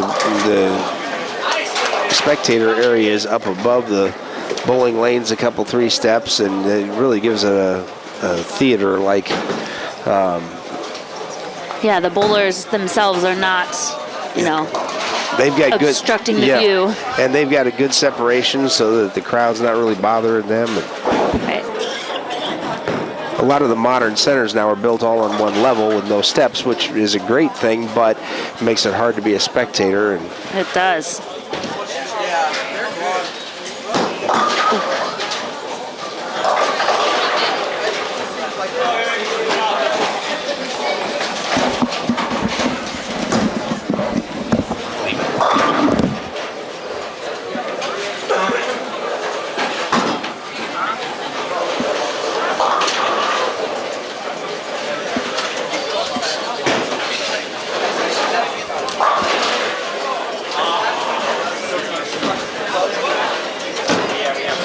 Looks like Eric just got a little bit tripped up on that second ball. Couldn't quite cover his spare.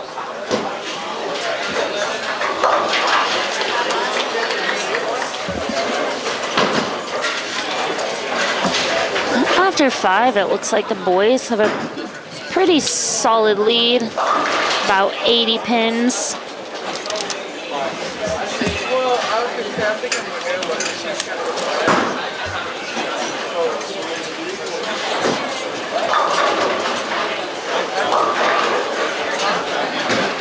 Really smooth ball by Brayton. It's not quite enough lift on that.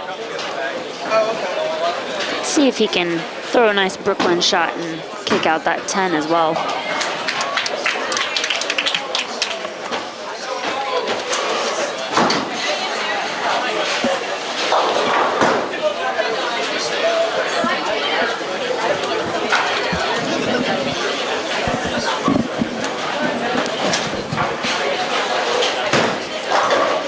Ooh, not quite over far enough, but he does get 2.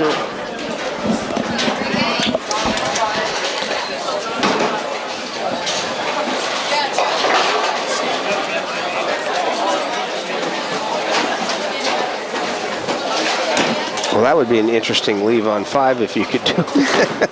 That would be quite interesting.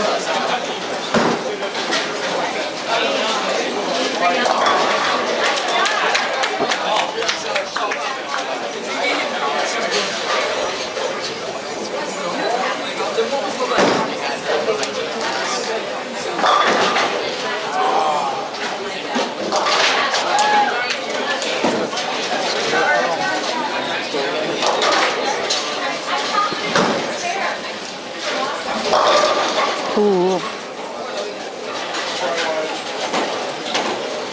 Close to a strike there for Wyatt. He just leaves the 4-pin.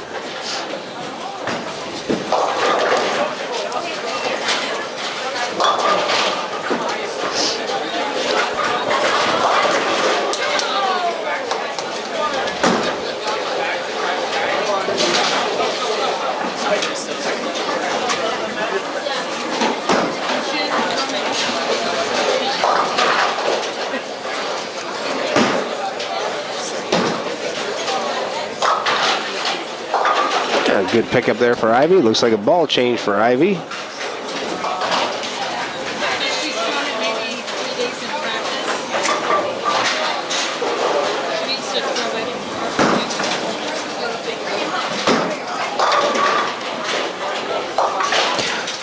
Sometimes when you have an extra ball with you, it doesn't even matter if it's right or wrong. Sometimes you just got to make a change, and it changes your perspective on things.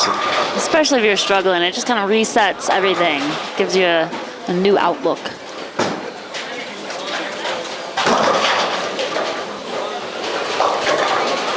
Ooh, tough lead for Haley.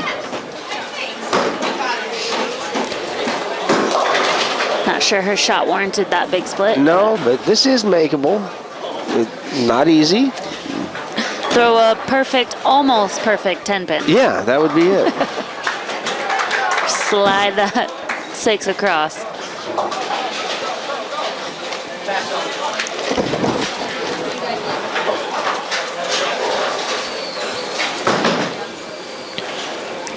Ooh, that actually had a really good shot at it. I never write anything. Mitchell Linen covered the 7-10 in a meet one time.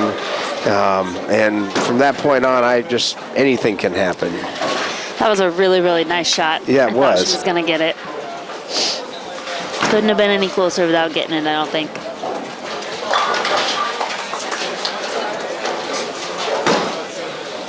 The girls are actually starting to finish up their second game. Yeah. Alyssa Funky is finished with a 105. Series of 225.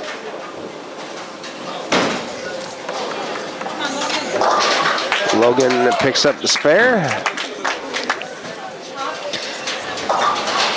It does look like that's Alyssa's new high series, 225. Yeah, brought it up from 222.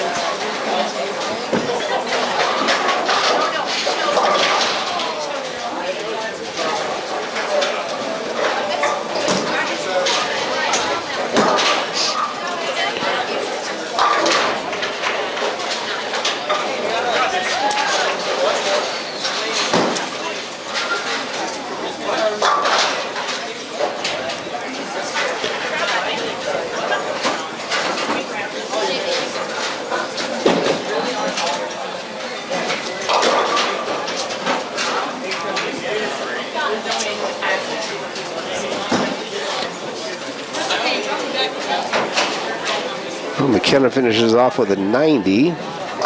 She does earn her new high series, though. 252 up from 222. That's a big jump. That's a great day for McKenna. New high game, new high series.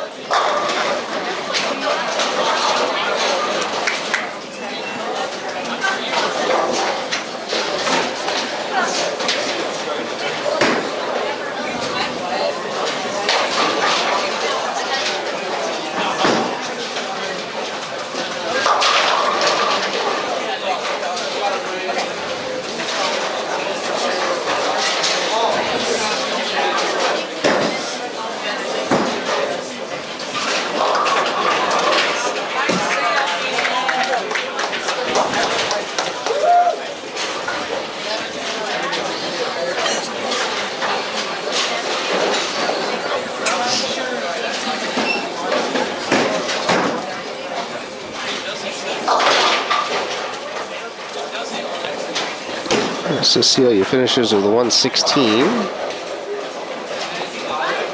247 on the series.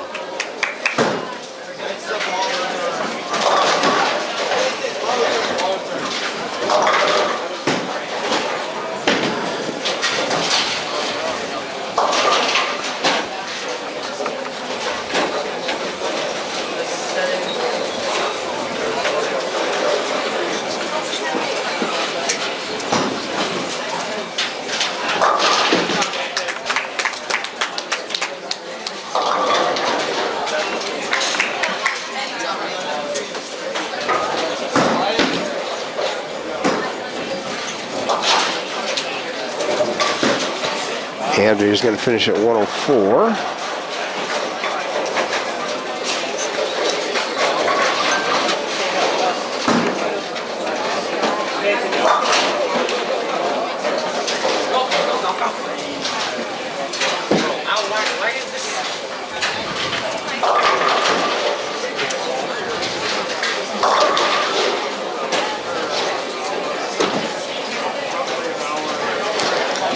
Have you ever bowled where you just aimed for Brooklyn? I have, actually, at the Peterson Classic.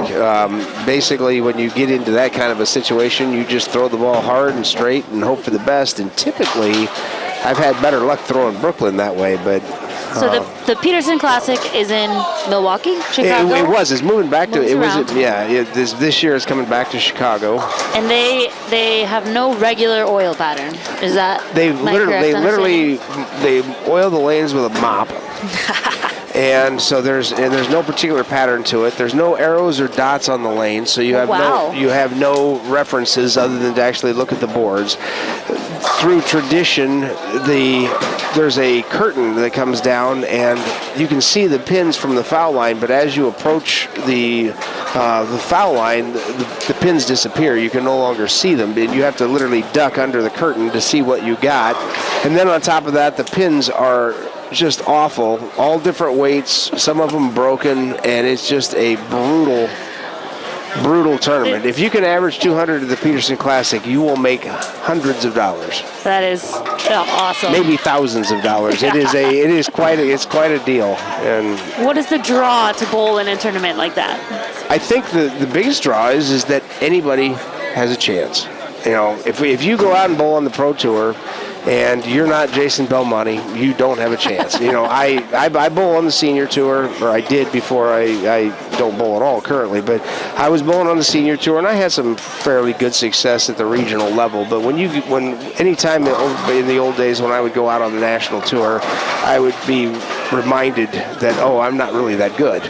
But the Peterson, even the really great bowlers struggle with that. So it's really just kind of neat to have the playing field leveled and say, if it's my day, I got a chance. Yeah, that sounds fun. In a very frustrating sort of way, yes. So it looks like the girls just finished up. Ivy with a 101 and Haley with a 130.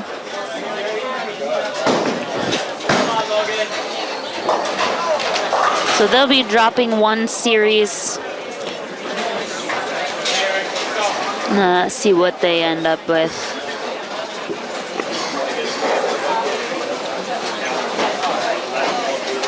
They'll probably be dropping the 216, but all in all,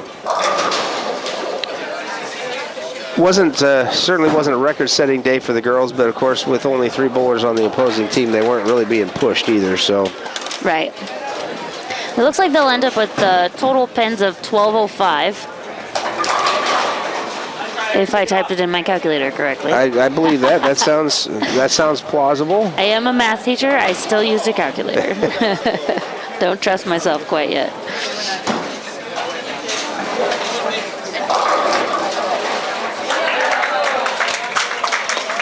So your varsity girls leader on the day. Looks like Haley Good with a series of 261. 261, and McKenna came in second at 252, and Cecilia at 247. So pretty consistent there. Let's see what Coach Anderson comes up with for Baker's lineup.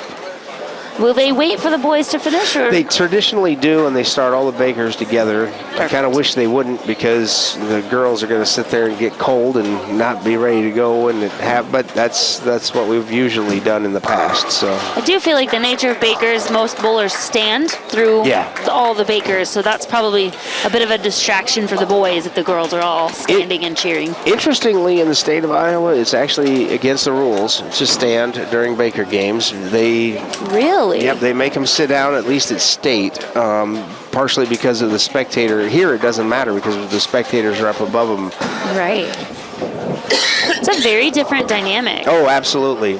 State's very loud in spite of that, but I remember it's very hard to tell kids to sit down when they're in the excitement of competition. Well, yeah, it's such a good team aspect of bowling where you're 1-2 balls per bowler have to come together to make one score.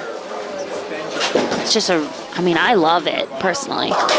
It's my favorite part of bowling on a team.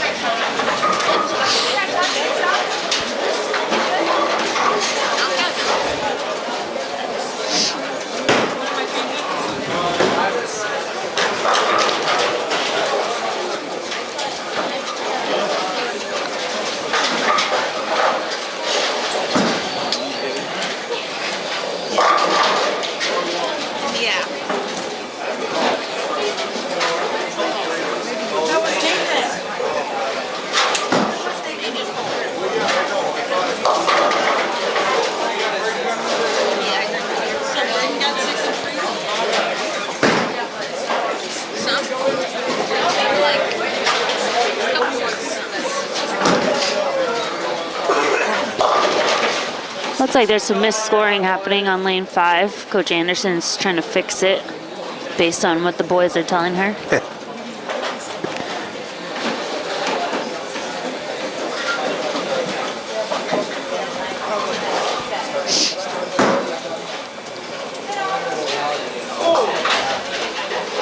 That was a good try.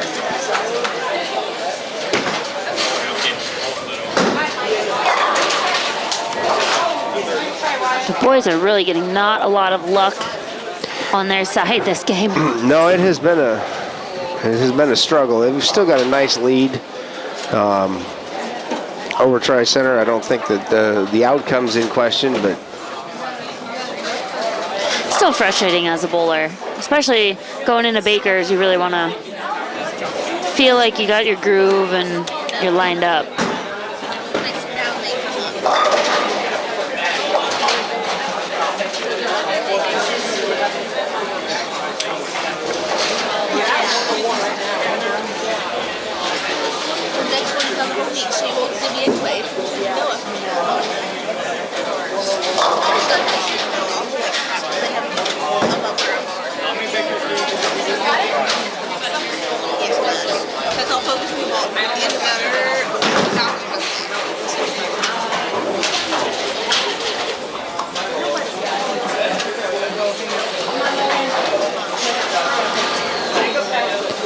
That's weird.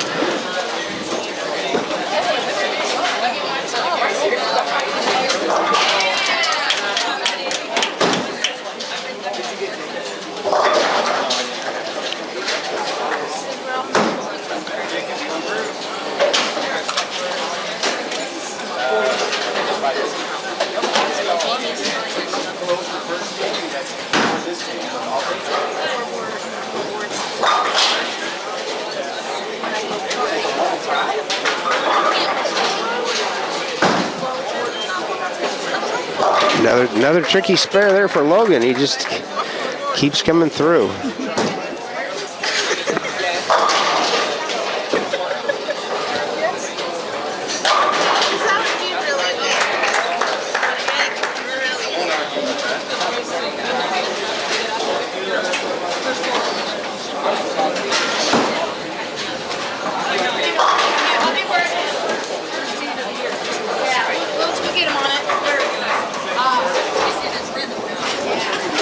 Really, is quite full in here. We have our front row seats that we have, and then there's 2 or 3 rows of people behind us and standing room behind that. It looks like the bar is pretty much full, so. It's a nice crowd. It's nice to see so many people out here supporting these kids.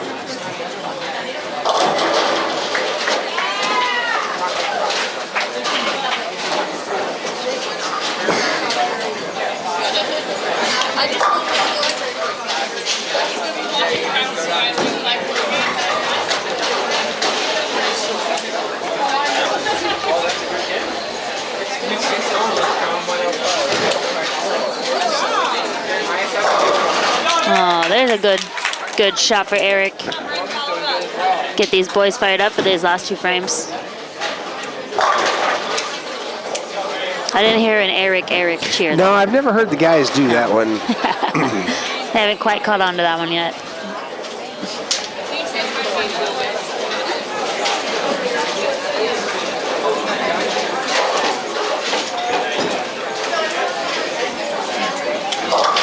It looked like a really nice ball for Brayton, just maybe pulled it a little too far left.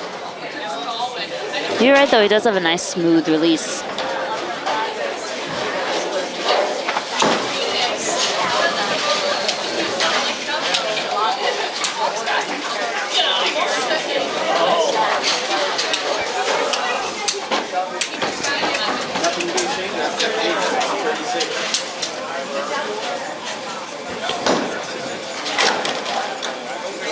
A little over adjustment, too far right. Perhaps, yeah.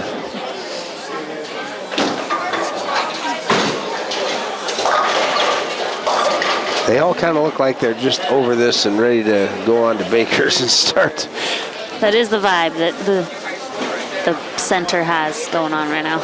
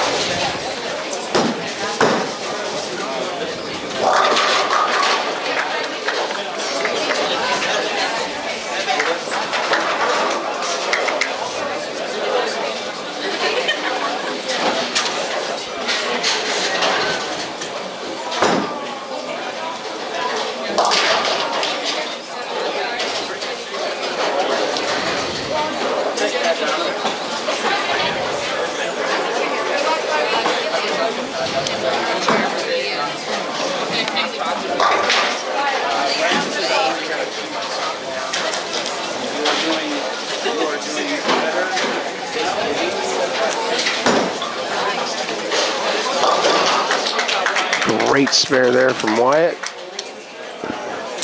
Got some excitement back in the center for a minute. Looks like the JV boys have come back, and I think they're going to go into the Baker games with the lead. We'll have scores from them here for you here in just a second. But yeah, that's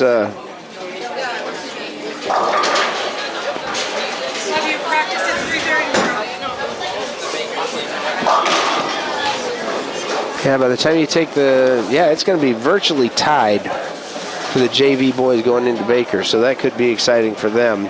As far as the scores on the second game, Josh Bray with a 96 in a total series of 184. Jacob Went with a 105 and a series of 168.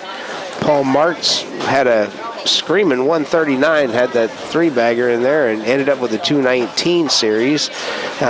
Gideon Lyons, 136 for a 231 series, and he would have been high on JV.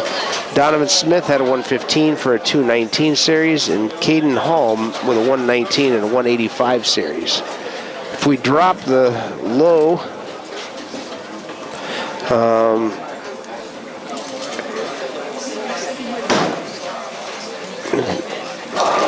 10:38, and okay, so they're going to be about 23 pins ahead of Tri-Center going into Baker. So that makes for a very interesting Baker yes, round. it does.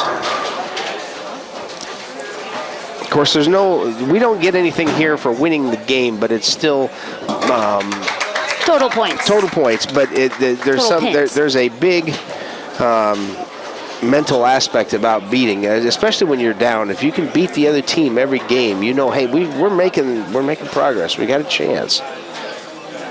It's definitely a morale booster. Yes, confidence that was booster. the word I was looking for. Was the morale booster. Of course, the boys are going to have a pretty big lead going into it, but I think after the game they're bowling right now, they're looking for a little redemption.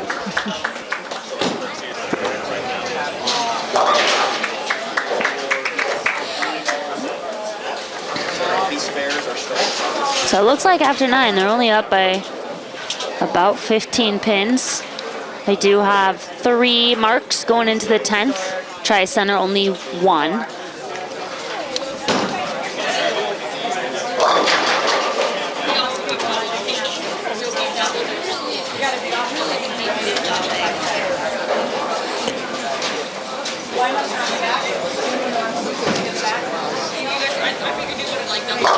Ooh, yeah, right in the pocket, but left the 10 pin.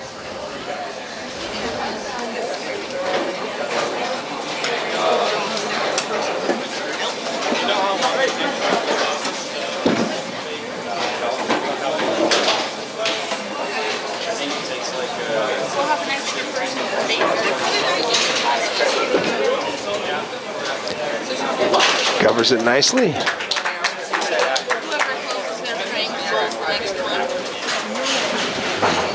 Nice job, Eric.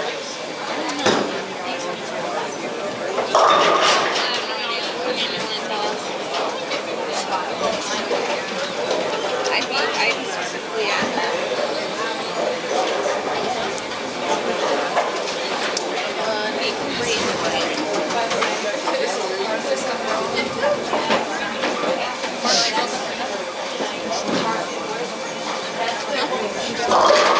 And we'll take the Brooklyn to finish off with 158. Great finish. Jamie said.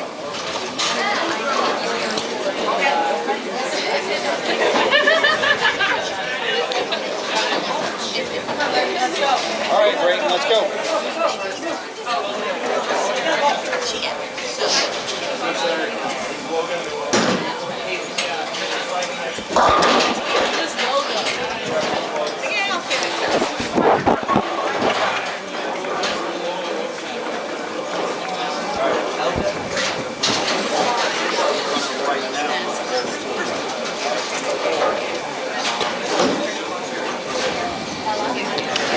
That ball really hooked early.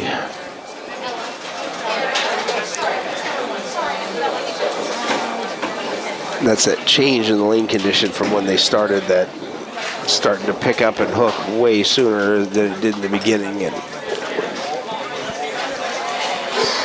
Haven't quite made that adjustment yet. yeah, they just need to move left into the oil a little bit more, but you got to guard against getting it too far right and not. Hey, you got that one back. Was a beautiful ball. Yeah, that was. Throw that one again, Brayton. There's a smile we haven't seen in a few frames.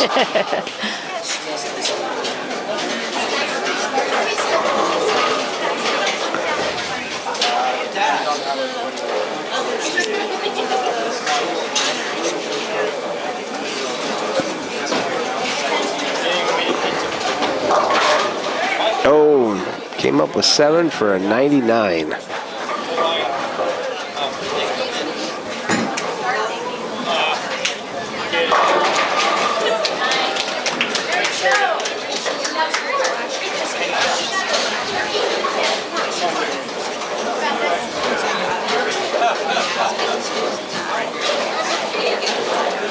Oh, it did miss score. Yeah, Jamie's, they got it. Looks like they're on it, yeah.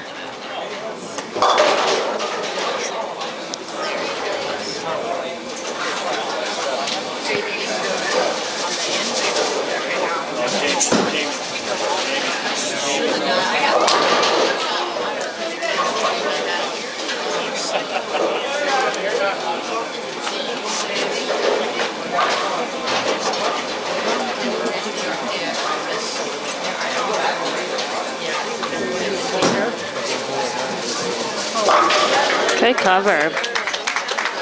So far, the boys are capitalizing on that third ball in the 10th frame.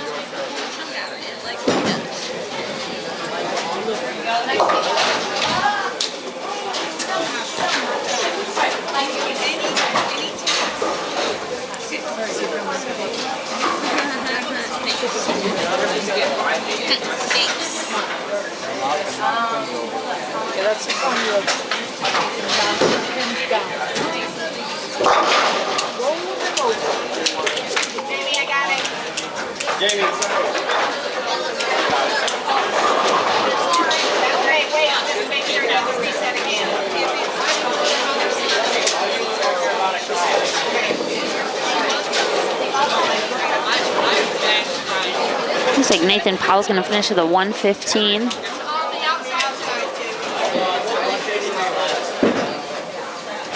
.268 on the series.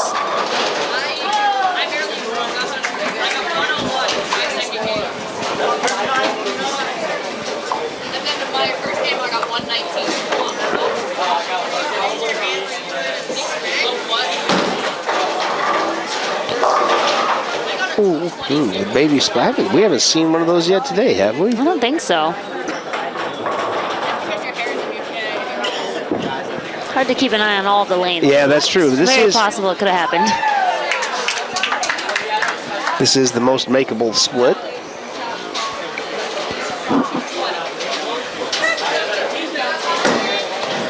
It's gonna have to do it the hard way or come out. No.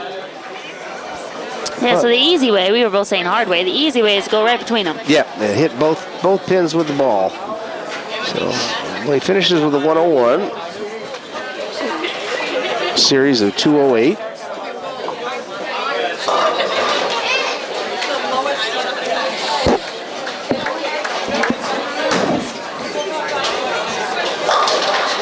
Oh, good ball from Alex.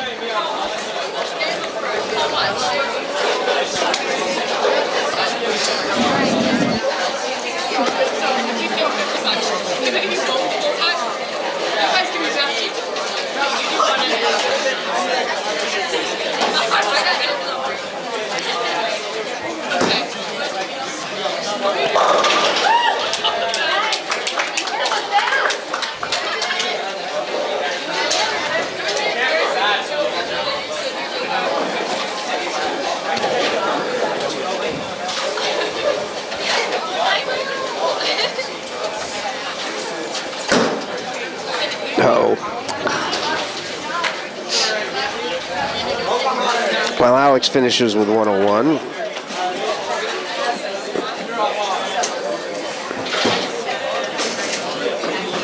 Looks like a 233 series for Alex.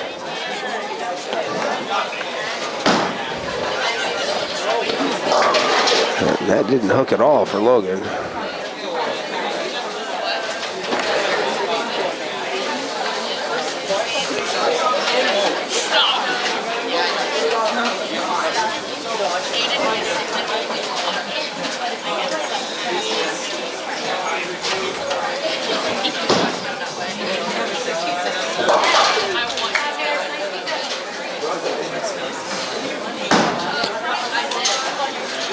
But like we expect, he's got the spare.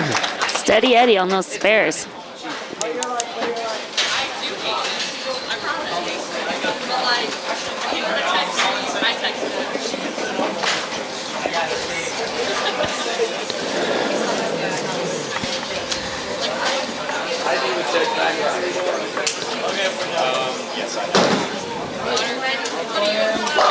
Hey. And we'll take the Brooklyn for a 154. Take it.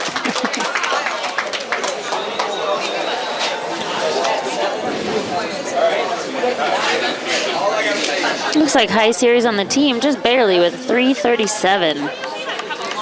Eric McCulley had a 332 series, so they will be the leaders on the team, but Harlan wins the game by about 30 with the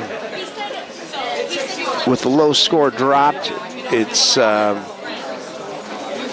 Harlan won the first game pretty convincingly, so it'll be interesting to see when the numbers come up. I didn't write down everything from Tri-Center, but the boys should have a fairly sizable lead, I would think.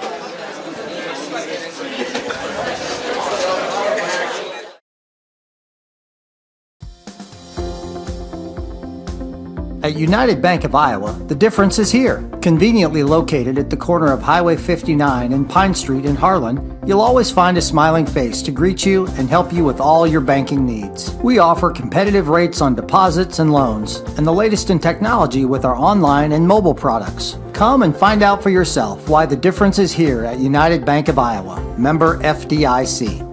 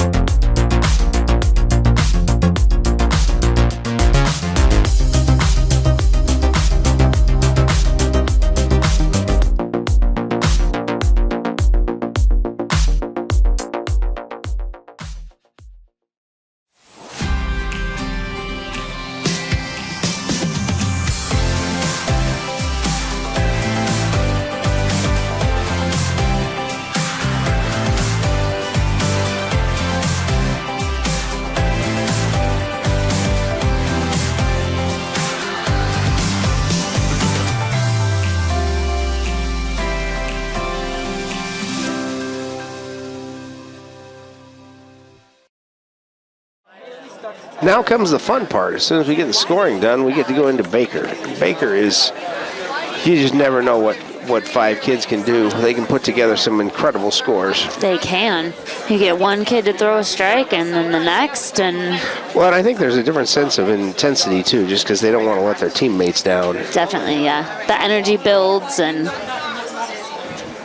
so the Harlan teams will start on the left lane. The Tri-Center teams will start on the right lane. All the frames of the game will be bowled on that lane. At the end of each game, the teams will swap lanes. It does look like we have the running scores on the board up here. Yeah. Looks like the Harlan boys are up by. Go back to it's scrolling through. So as it goes back to the varsity boys, it looks like they're up by about 250 pins, 70 pins. Yeah, 270. Looks like the girls are up. Well, of course, they were bowling short, but about 600. The JV boys is the interesting one, and that one is at looks like 23 pins. That's going to be an interesting one to watch. So should be going here real soon.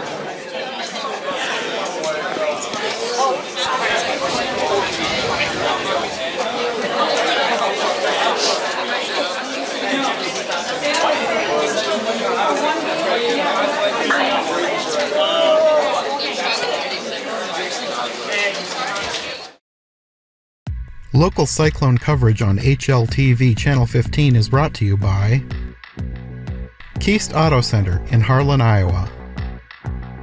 Hanson House Senior Living. Experience life, experience Hanson House. Conducting Swampler is a proud supporter of the Harlan community, education, and student activities. We move your business forward. United Bank of Iowa. The difference is here. Member FDIC. Polly Jones Funeral Home, longtime supporter of Harlan community athletics and events. We're your station for Western Iowa sports. Cool Gold 105.3 FM, KNOD in Harlan, Iowa. Family, service, community. SCSB. Dr. J's Family Eye Care, longtime supporter of Cyclone Sports in Harlan. Peterson Family Wellness Center and Lewis Family Aquatic Complex. Live well. Cyclone Lanes, great family entertainment including bowling, sandwiches, and homemade buttercrust pizzas. Okay, so you have 6 bowlers on the varsity team from singles, but you only bowl 5 in the Baker format. So 1 bowler sits every game. It's been Harlan's tradition to sub that person in every other game. So you will have everybody will get to bowl 4 of the 5 Baker games. 1 person will bowl all 5. That's a nice way to get everybody throw a couple balls. Now, what's your strategy as a coach here? Do you bowl those with steady first pin count? My strategy when I put together a lineup, I always believed that it was important to have a good bowler. You always want your best bowler on anchor because they're going to bowl the 10th frame. They get to potentially bowl, throw 3 strikes in the 10th to win it. So you're always going to put your top bowler on the bottom. You usually want your second best bowler in the 4 spot because you want to set up either a strike or a spare for your. But I always put my 3rd best bowler at leadoff. Sometimes even my 2nd best bowler at leadoff because I like to get the team started good. And and then you follow up the 5th with the 6th. Right, exactly. And that was my strategy, but you see a lot of different strategies. Sometimes they'll just run them in order from, the low average to the high average, but I always like starting the game with a mark, and so I never wanted to put my low average bowler in at leadoff. I would agree with you. I like to have that 2nd or 3rd best bowler at leadoff, especially that 6th frame. If your anchor bowler can throw a strike or a spare, really making it count in that 6th frame is important. It looks like the boys started out with a strike. Wyatt threw a strike.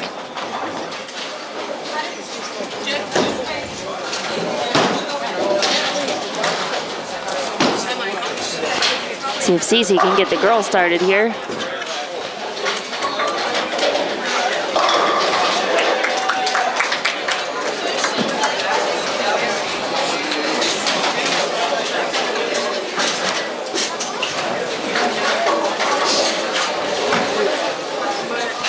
So it looks like Tri-Center, remember, with only 3 girls, they have to take 2 zeros. So they are also following your strategy, bowling 1st, 4th, and 5th. So then they'll bowl 6 and then 9, 10. It's really going to hurt them having to take those double zeros in the middle. Cecilia with a nice spare. Gets the girls on the board.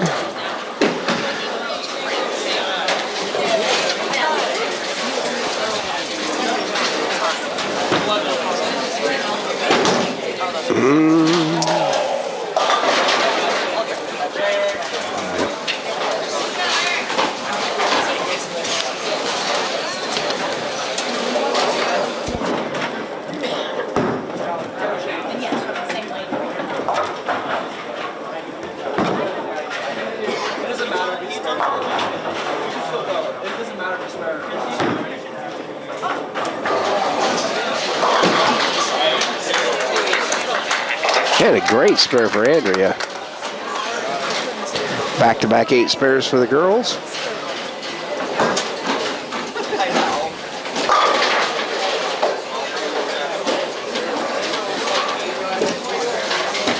Good ball from Eric. Ooh, came up just a little high. See if he can pick up this baby split.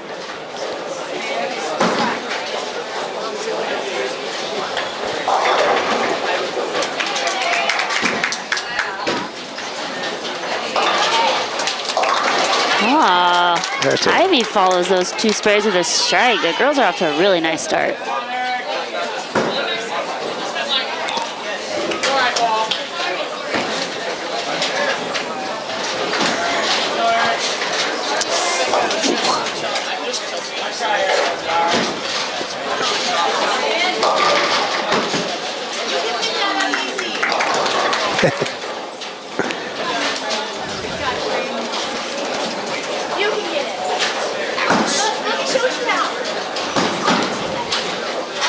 Okay, that's... Oh, and a double for the girls. Wow. That's excellent. And the girls are off to the kind of start you hope for, where they're bowling better as a team than they did as individuals. And sometimes it just takes a little pressure off to only have to throw 1 ball. You got to make this 1 ball count. You don't have to string any of them together. Just 1 ball at a time.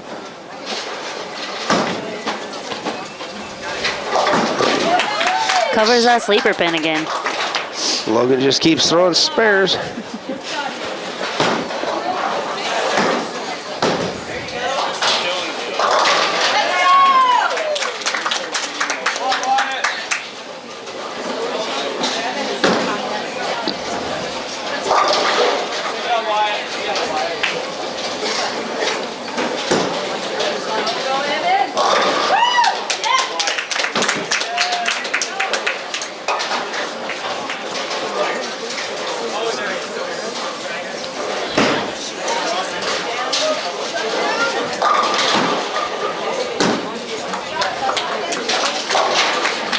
2 spares in a row. Keeps those boys on track. Looks like Tri-Center is doing really well over here, though. Yeah, they got a double going there, but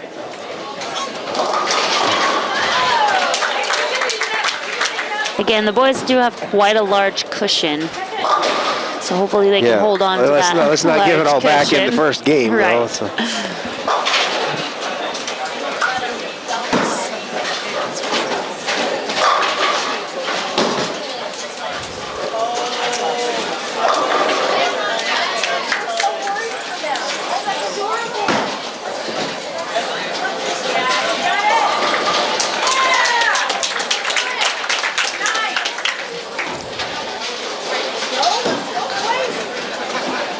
Good spare. Fantastic spare there for Wyatt. That was Nathan, Or actually. that was Nathan, sorry. See, I don't have their names up on the scoreboard now.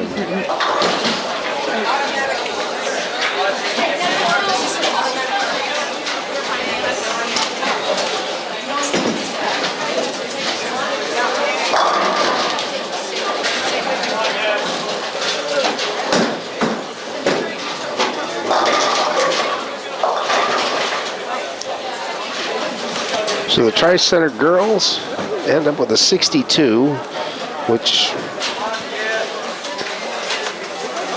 considering they only had 3, isn't bad at all.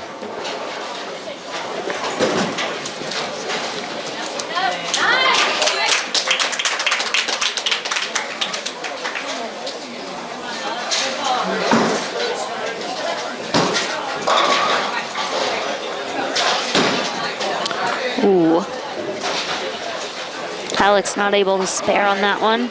Let's see if Eric can get him back on track.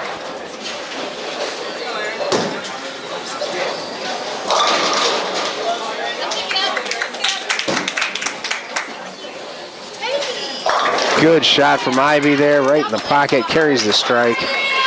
That was definitely a good ball change for her.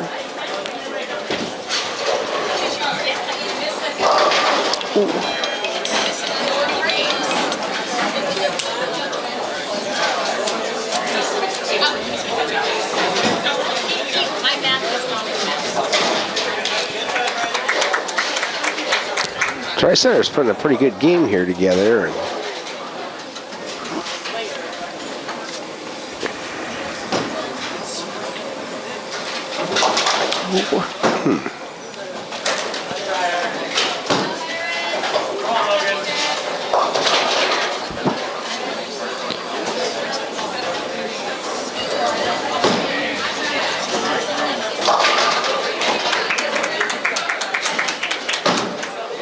no, that's not going to make it back.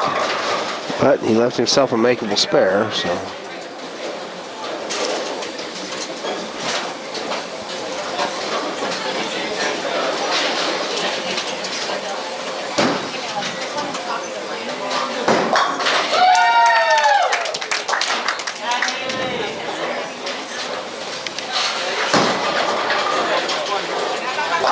Another beautiful spare. See if he can throw that same ball again for this third ball.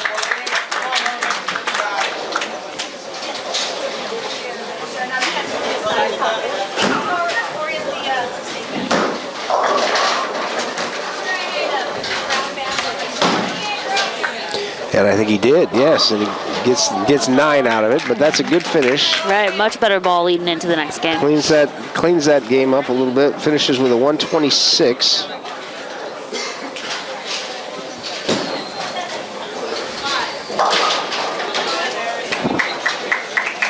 Tri-Center finishes 172. That's a very good game for them. They pick up 46 on us on that one, so we don't want to do that too many more times. No. Over on the JV side, Tri-Center finished with a 134. Cyclone still bowling, but they're definitely going to lose the lead on this game, so.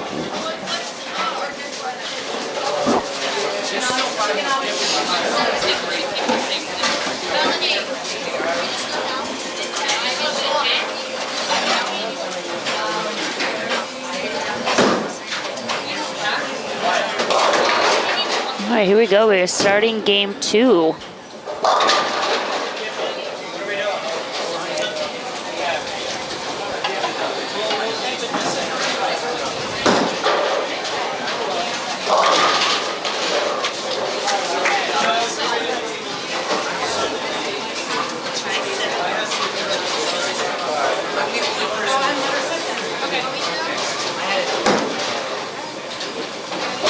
Coach, we okay to start?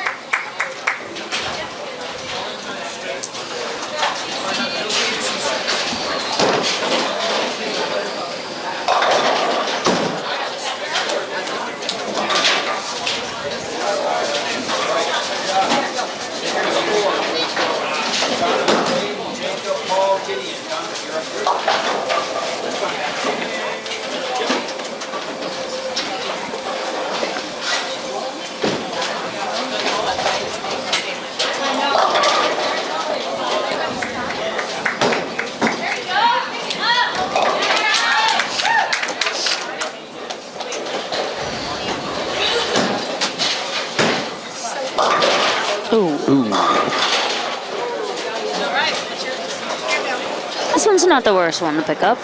No, this has a chance. Not a strong chance, but So you're saying there's a chance? there's a chance. I'm going to put this one in the single digits on percentage, but still, your ability to pick up this spare depends a lot upon how well you can pick up the 10 pin. So, well, he did that, and he did the most. Oh, it almost came out of the back and got that. Goodness. But that would have been neat. But He did too. He did the most important thing, and that is to get the count. Right. And now we get to watch the pin setter go up and down again.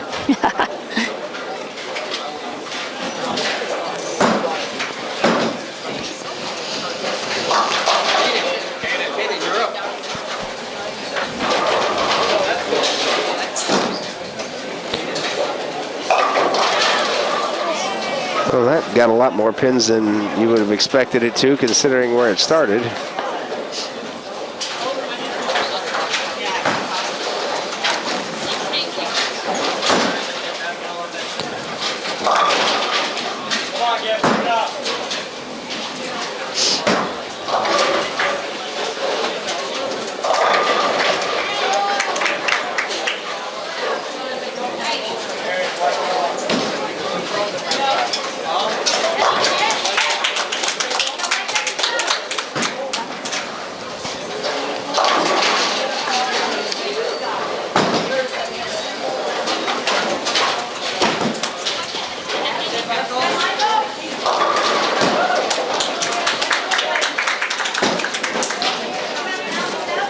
Ooh, good There you go. pickup.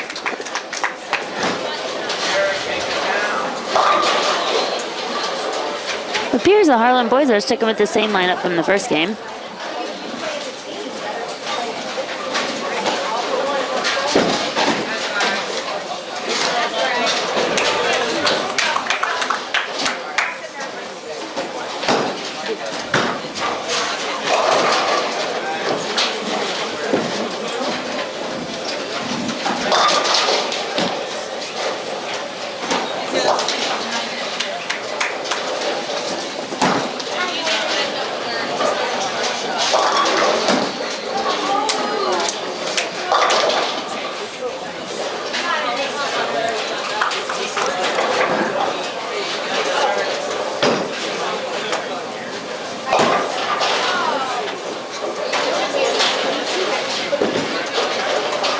Hook a little. All right, great spare there for Eric.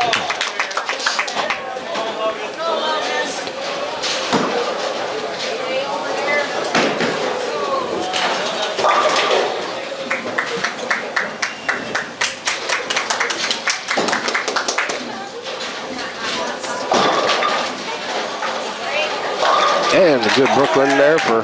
Take that Brooklyn carry. Absolutely. He can't show off his spare shooting that way, but we'll take it.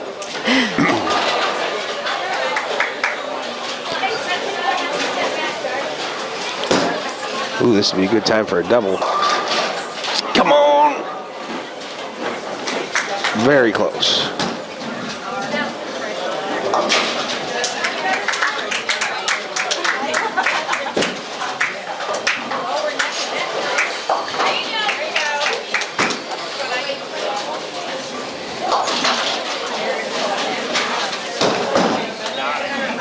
And he got the spare. That's excellent shot there from Wyatt.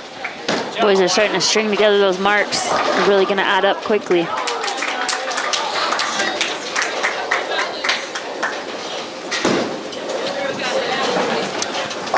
Looks like the JV boys did lose their lead. They're down by about 30 now.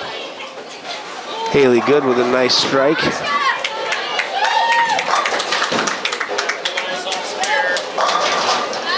Ooh.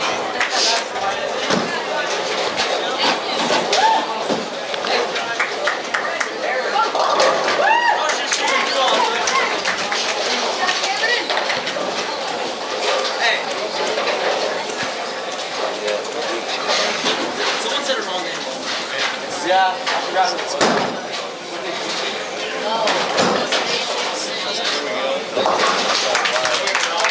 Excellent spare for Nathan. That's 4 marks in a row. What in the heck just happened? Did his ball go in the gutter and bounce across the other gutter in the other lane? Yes, that's exactly what happened. I'm not sure I've ever seen that. I've seen some pretty crazy stuff, but that was pretty crazy.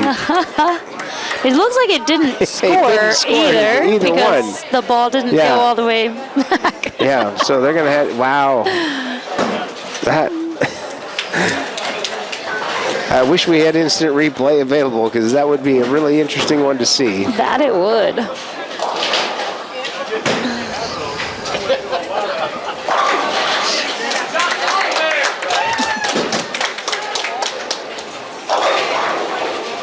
Oh, that was a fantastic shot from Cecilia. Just didn't get the 10 pin out.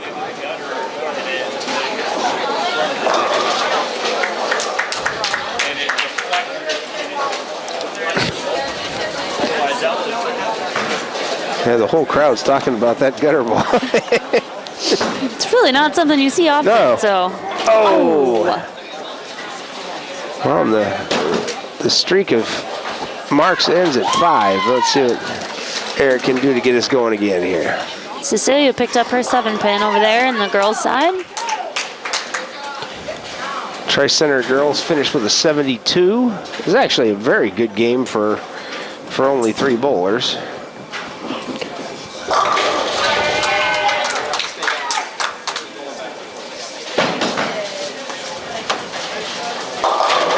Oh, the 4.79. Didn't look like she deserved that.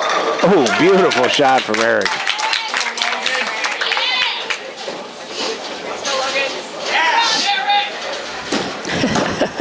Kids are getting excited now. Yeah, we're starting to feel it. It's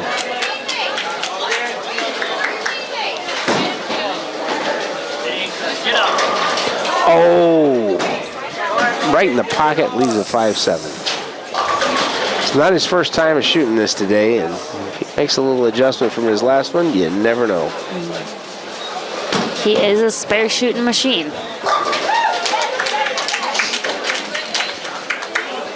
Not sure splits fit into the machine quite the same, but he has a good track record. He's going to get 1, it's a little high. That's all right. Harlan finishes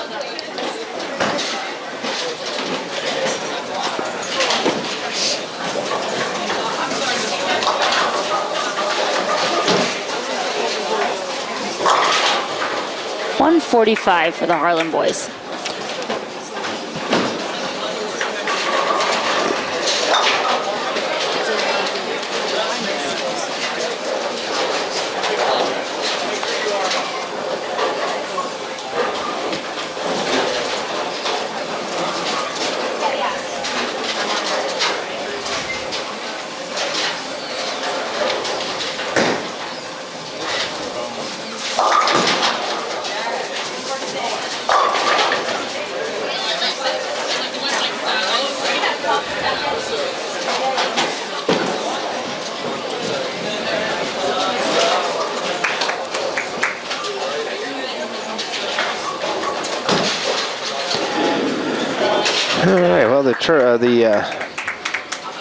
Tri-Center has come back to earth a little bit. Coming off their 172.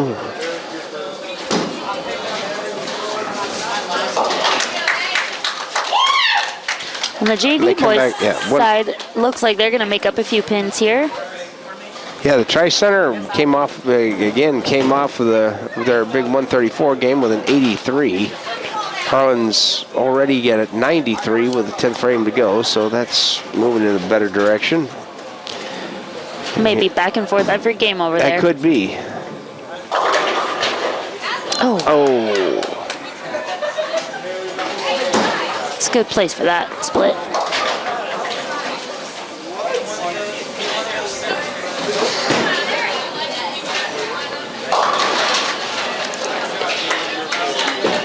So the Harlan girls ended up with a 102. It's probably not what they were looking for, but better here this time than next week against Denison. All right, it looks like the boys have made a little bit of a lineup change. Eric has moved to the leadoff position, and then Brayton Miller has stepped in. All right. Eric started him off with a strike. Good Pretty ball good by Brayton. shot. Come on. Oh. Really nice shot.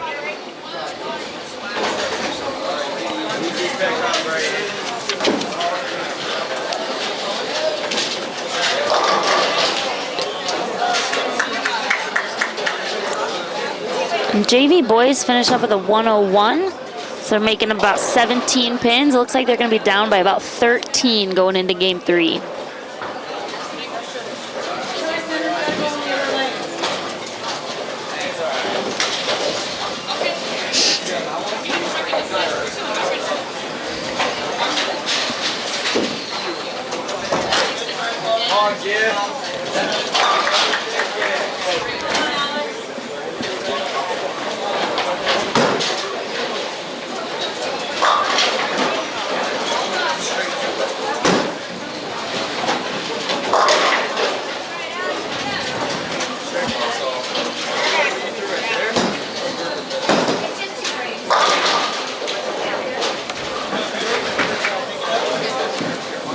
The girls have a little lineup change too. Alyssa Funky stepping in for this game.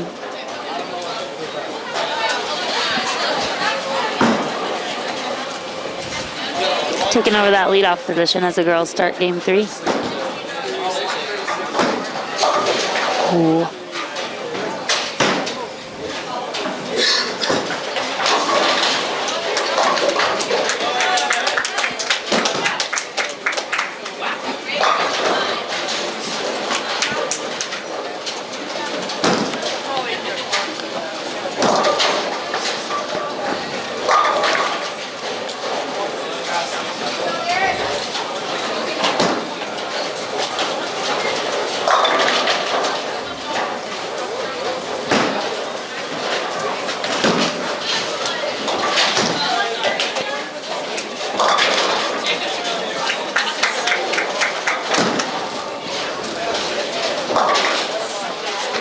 Boys really struggling to cover at the moment. Yeah, the left lane seems like both teams have struggled on the left side. You know, so far the two games have been on the right lane at 172, 145 compared to the left lane at 126, 115. And funny, the same thing happened on the JV lanes. Yeah, 7 and 8.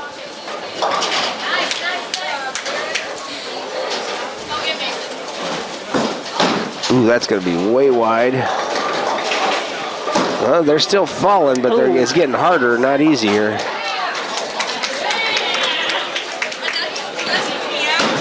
The 1-3-5-7, you don't see that very often.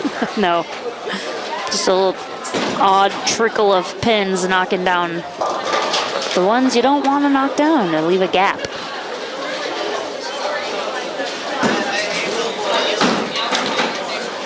Well, that's... he made a really good run at that, but...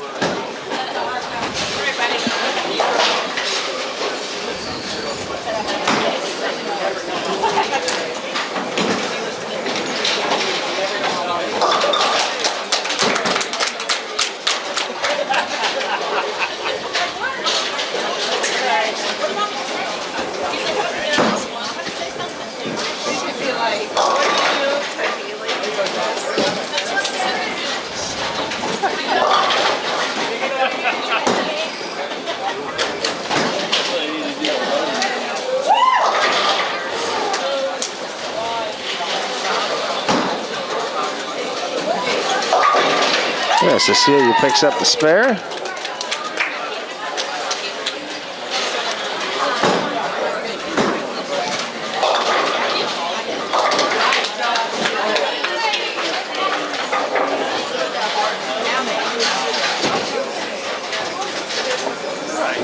Ooh. There, just chops off the 5.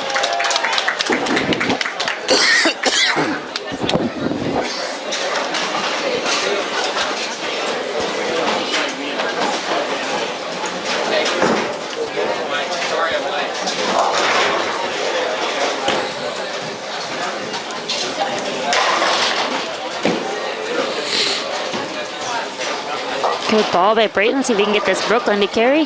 Not quite. Very makeable spare.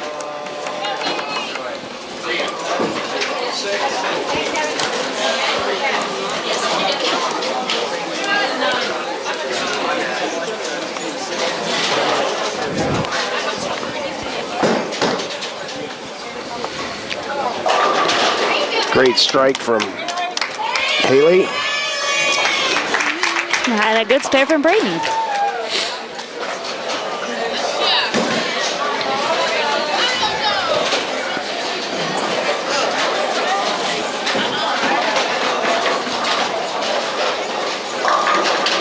Wow, we almost had back-to-back gutter spares from Tri Center. Oh, there's Alex.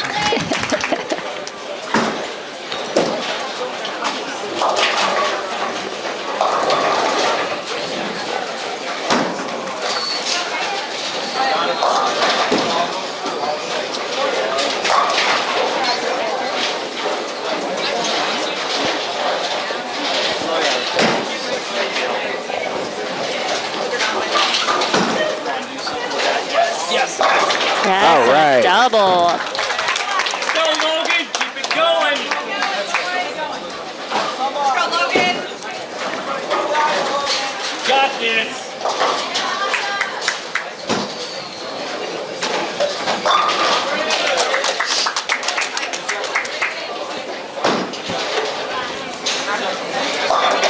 Alyssa picks up a nice spare there. Logan's going to miss to the right, but kind of like the last shot. He wants that ball to hook back from farther outside than it's going to come back from. This is a tricky shot. Do you go pocket side or Brooklyn side on this one? Yes. Both? Yeah, Your ball splits in half and hits both. Hey, I would go pocket myself, but it can be. Let's hope it Picked works, up Brooklyn. Let's hope so. Oh! And that's the problem with going Brooklyn is you leave that 9 pin sometimes. Shoot out that head pin.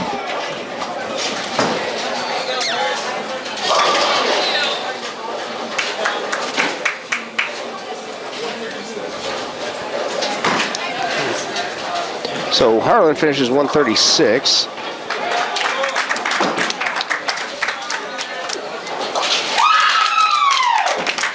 Girls got 3 marks in a row over there.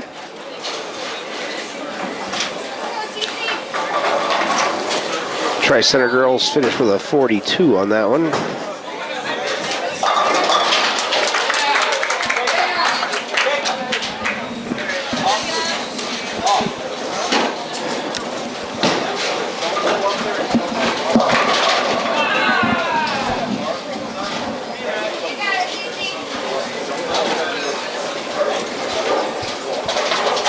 Well, once we get a full rack on 6, our Tri-Center's anchor bowler, the two-hander, will be 9 spare, 9's a tie.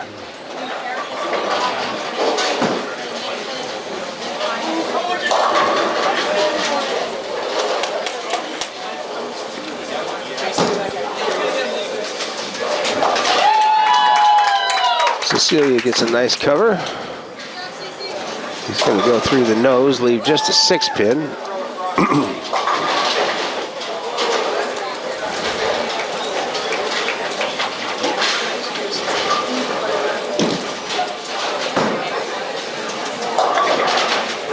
Ivy gets the big split.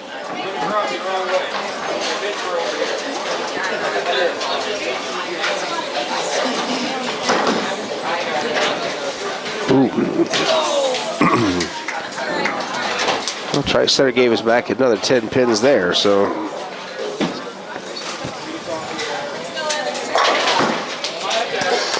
Hey, we won a match on the left lane. That's good. Hey.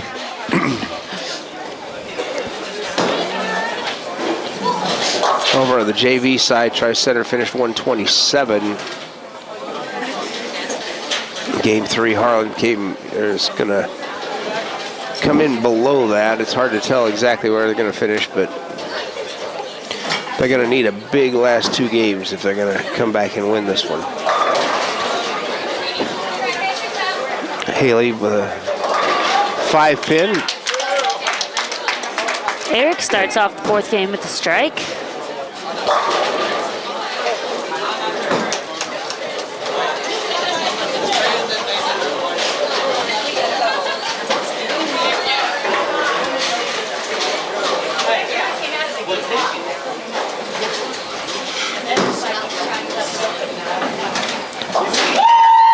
Haley with the spare. The girls are going to have a better game here.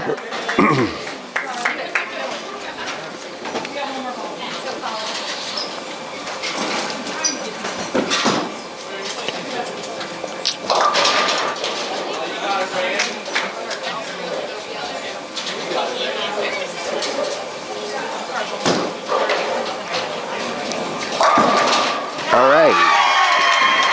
Haley finishes with a strike for a 151.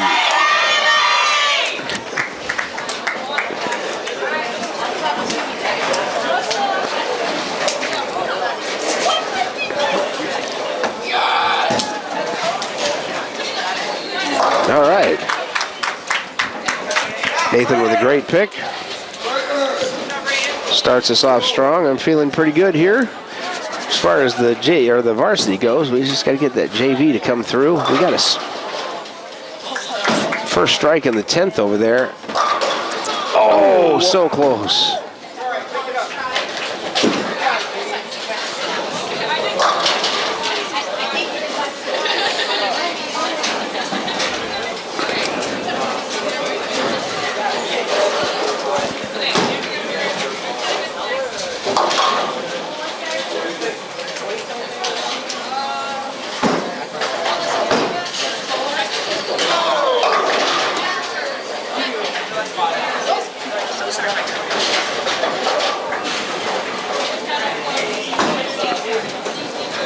Looks good. Oh, one's always tough.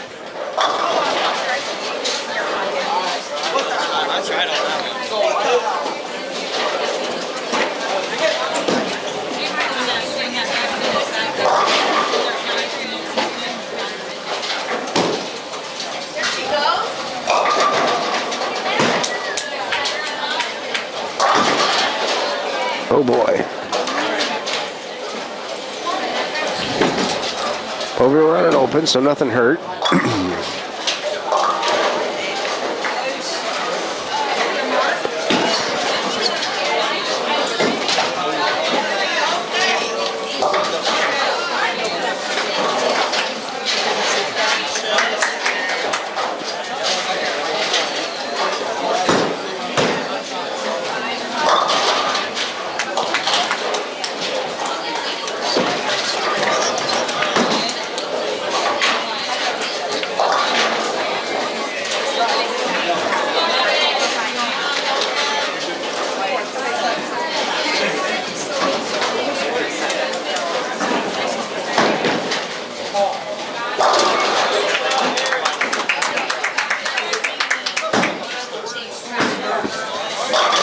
Ooh, great shot there.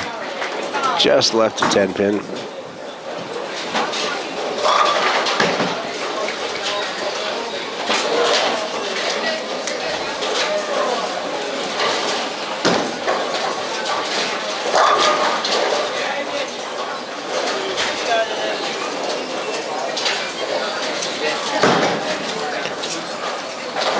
Another fantastic spare from Logan.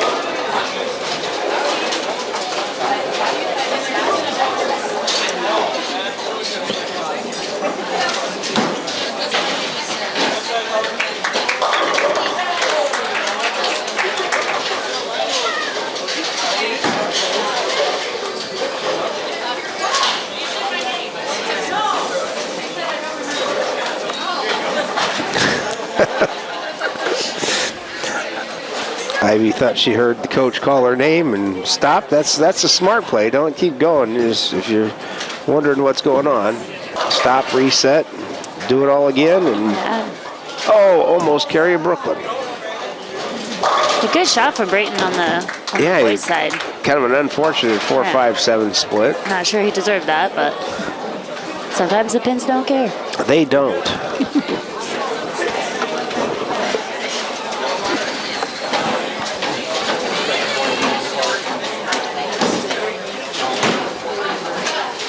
Ivy picks up her 10-pin. Oh, we got it! Brayton We with got the it! pickup. That was an excellent shot.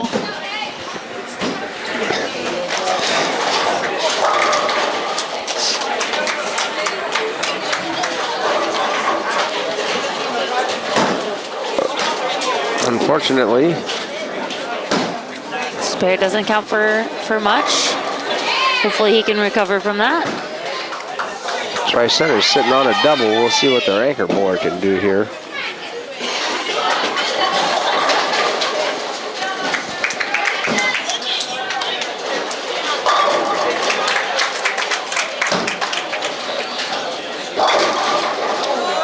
Ooh, he can get unlucky.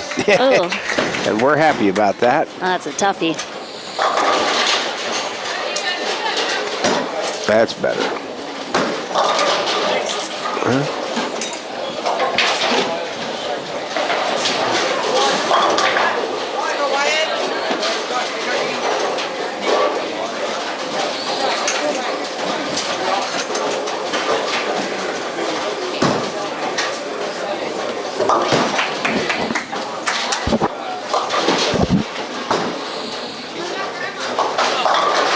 Okay, we'll take the Brooklyn.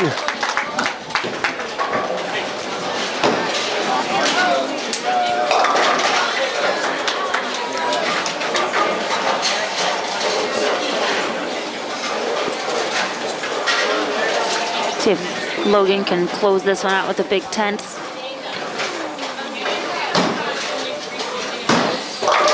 This would be a really good time for a double. Yes. And that's got a chance. Oh, he's going to leave a 5-pin, but that's...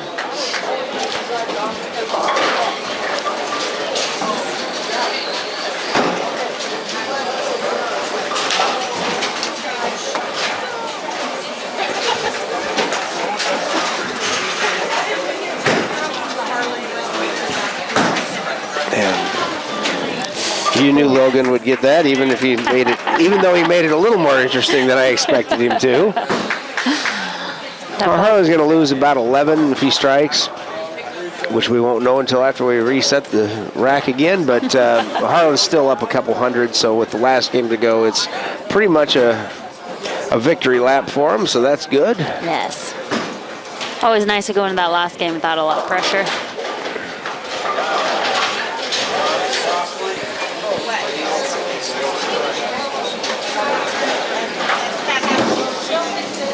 Update on the JV. It looks like the JV boys are down by about 50 after 4 games. They're about neck and neck with Tri-Center in this game in the 7th frame. Yep, 7th frame.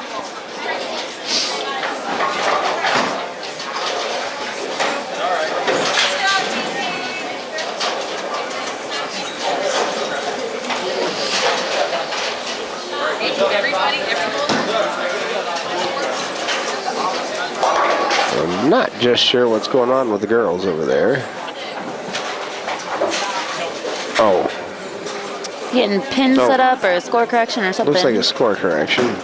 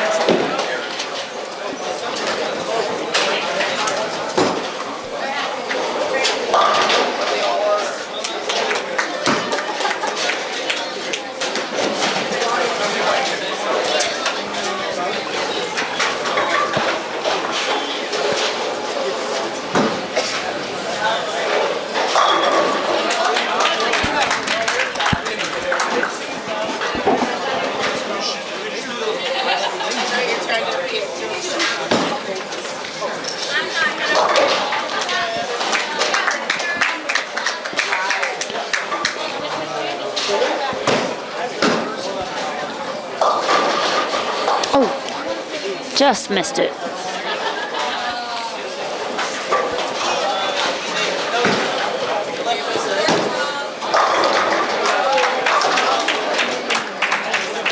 Wow, the Tri-Center JV boys anchor bowler just threw a double. And the fourth place bowler had a strike, so they got 3 in a row here to finish this. And oh, Cecilia leaves a solid 7.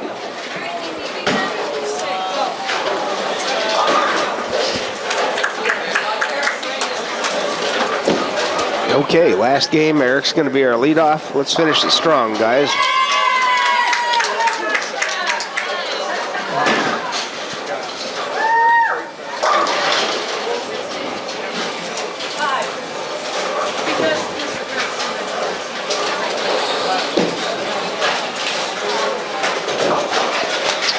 Bounce out of the gutter. They'll have to do a score correction on that one.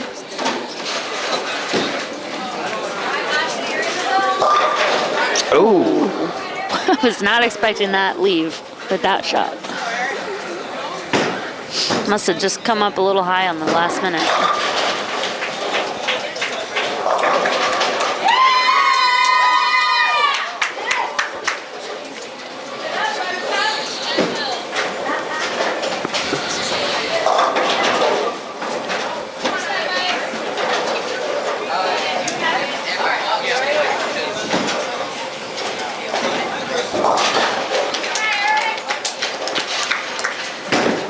Well played, got his 2. Let's see if Ivy can make a run at this baby split here.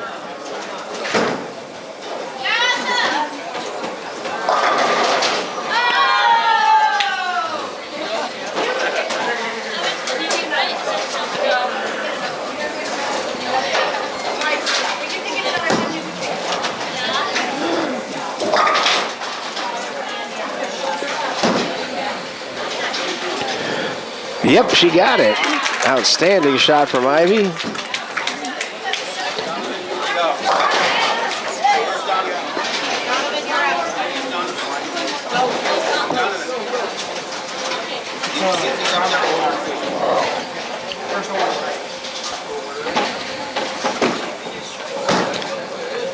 Much better ball. Oh, yeah. Oh, no luck on the 10 pin, but good shot. There hasn't been a mark yet in this 5th game from either team, so. Maybe they're getting tired. Yeah, you can definitely see the fatigue and a lack of focus kind of setting in. Yeah, I think there's a washout. We haven't seen much of that today, so your first chance to try to pick up a washout. How would we do this? Oh, I would move 3 boards to the right, throw at Brooklyn.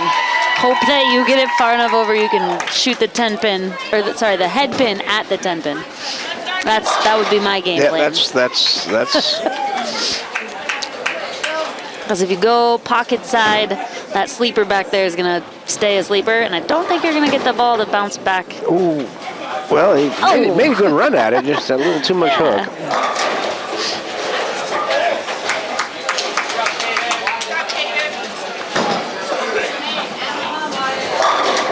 All right. Haley. Haley finishes it off.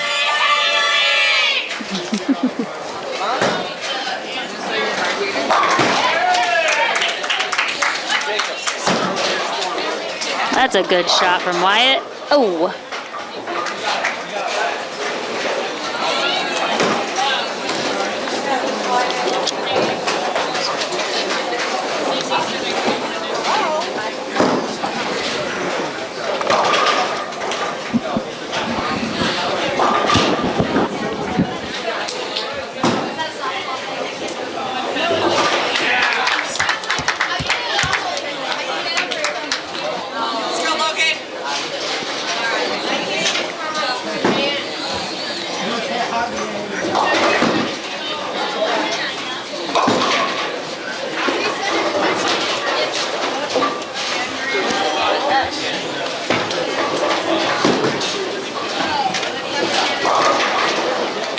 Logan tries the inside line, gets to the pocket, but just doesn't quite have enough power to carry out the 4-5.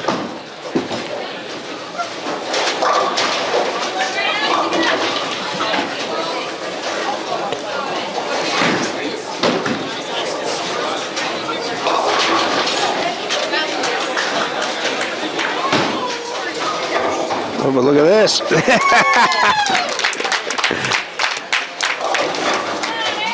Another fantastic spare from Logan Strom.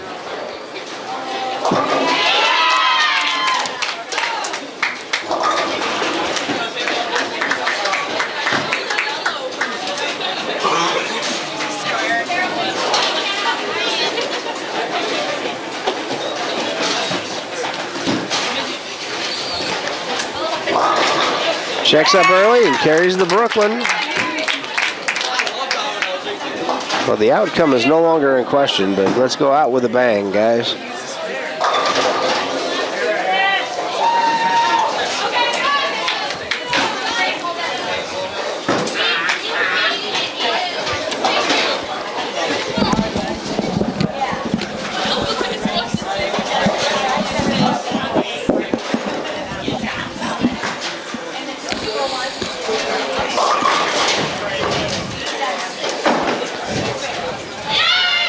McKenna gets a spare. Oh, Brayton gets more than I thought he would. 8's pretty good on that hit. Yeah.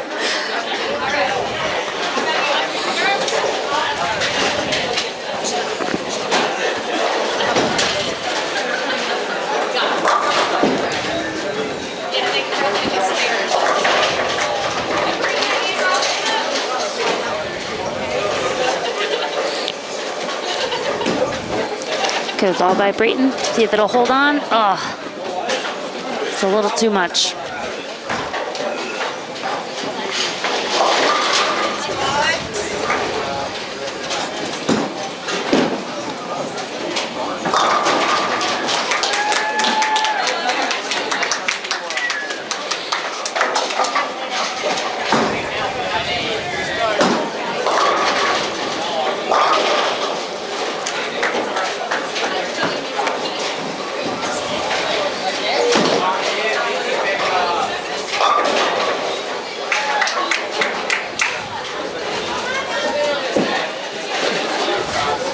Good looking shot from Ivy, right in the pocket, leaves a 10-pin.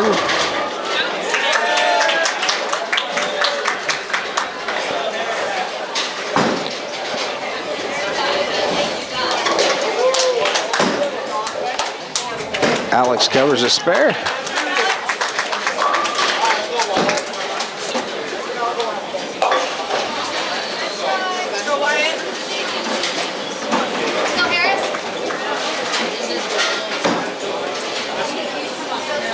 And Ivy covers her 10-pin. Seems quite relieved by that. That's how I feel when I cover a 10-pin too.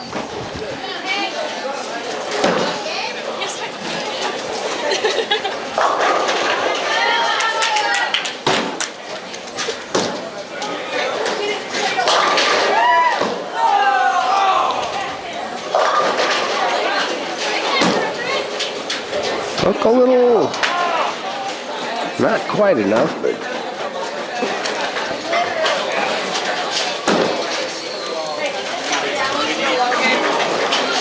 well, Harlan has done enough to secure the win in the game and certainly enough to win the overall meet. I think they can walk away from this feeling pretty good about a first meet.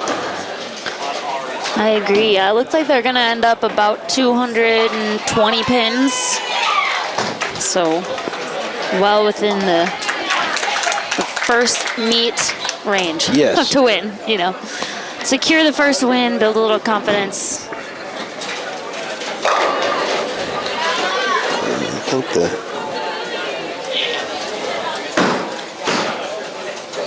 I think Logan carries on the tradition of covering spares even when he doesn't need to. And now the question is, can the girls catch the boys? It's going to take a lot, but let's see. The Varsity boys are sitting at 1874 after 4.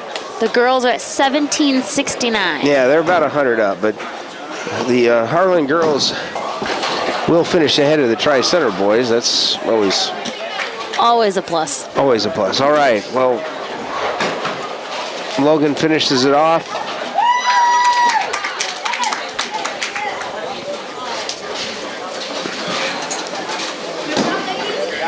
.133.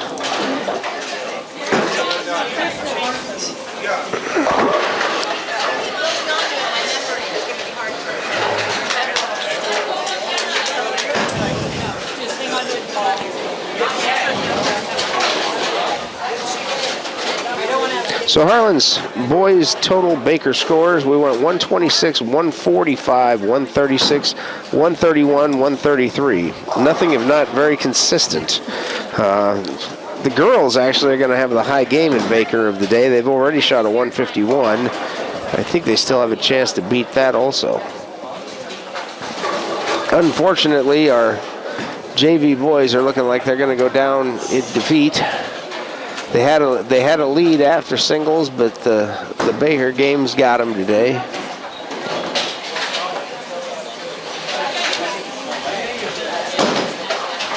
Overall, a very good day. Yeah. Lots of high scores, high series, good competition. Brand new high games and high series for several, and a lot of good things to build on.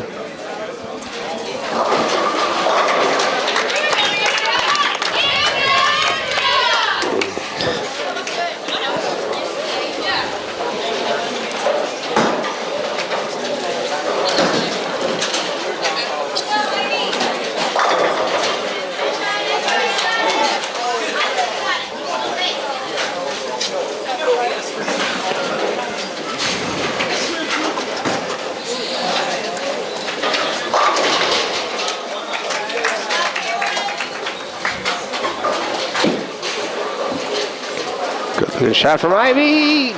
Leaves just the 4-pin. Girls putting a really nice game together this last Baker.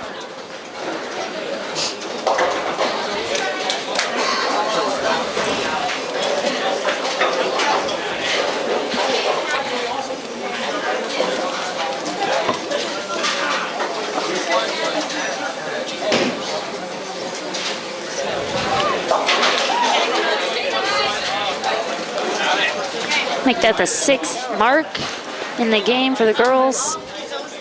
Leaving it up to Haley to finish them off. See if they can beat that 151 from earlier. She's going to have to get the first 2.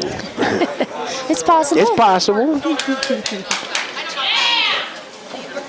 Not, yeah, no pressure. Everyone's watching you because you're the only one bowling.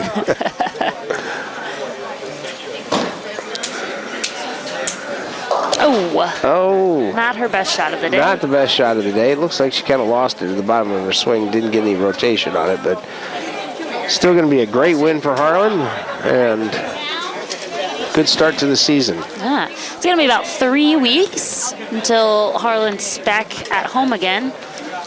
Yeah, where did we lose our? Oh. January 18th, I think, if I remember correctly. I think it's the 11th. 11th? Yeah, you are correct. Yeah, January 11th, Clarinda will be our next home meet. December 14th, Denison Schleswig. Denison's not that far away. True. Let's get out and support the kids and drive up to Denison. It'll be at 3:45, just like all of them. Let's go see what they can do. Denison is a historically fantastic program and always has some great bowlers, but it's also a really nice bowling center. They've got a new ownership up there. I've heard they've done some really good things with it. So, awesome. Well, that concludes our competition for today. We'll have totals for you here in just a second. In the meantime, I just want to say how much I appreciate you being here. Amber, it was great. Hopefully we had a great broadcast. It was my pleasure. I really enjoyed it. Happy to be here and watch these kids do what they like to do and enjoy myself a little bit too. Yeah. Great conversation. Good bowling.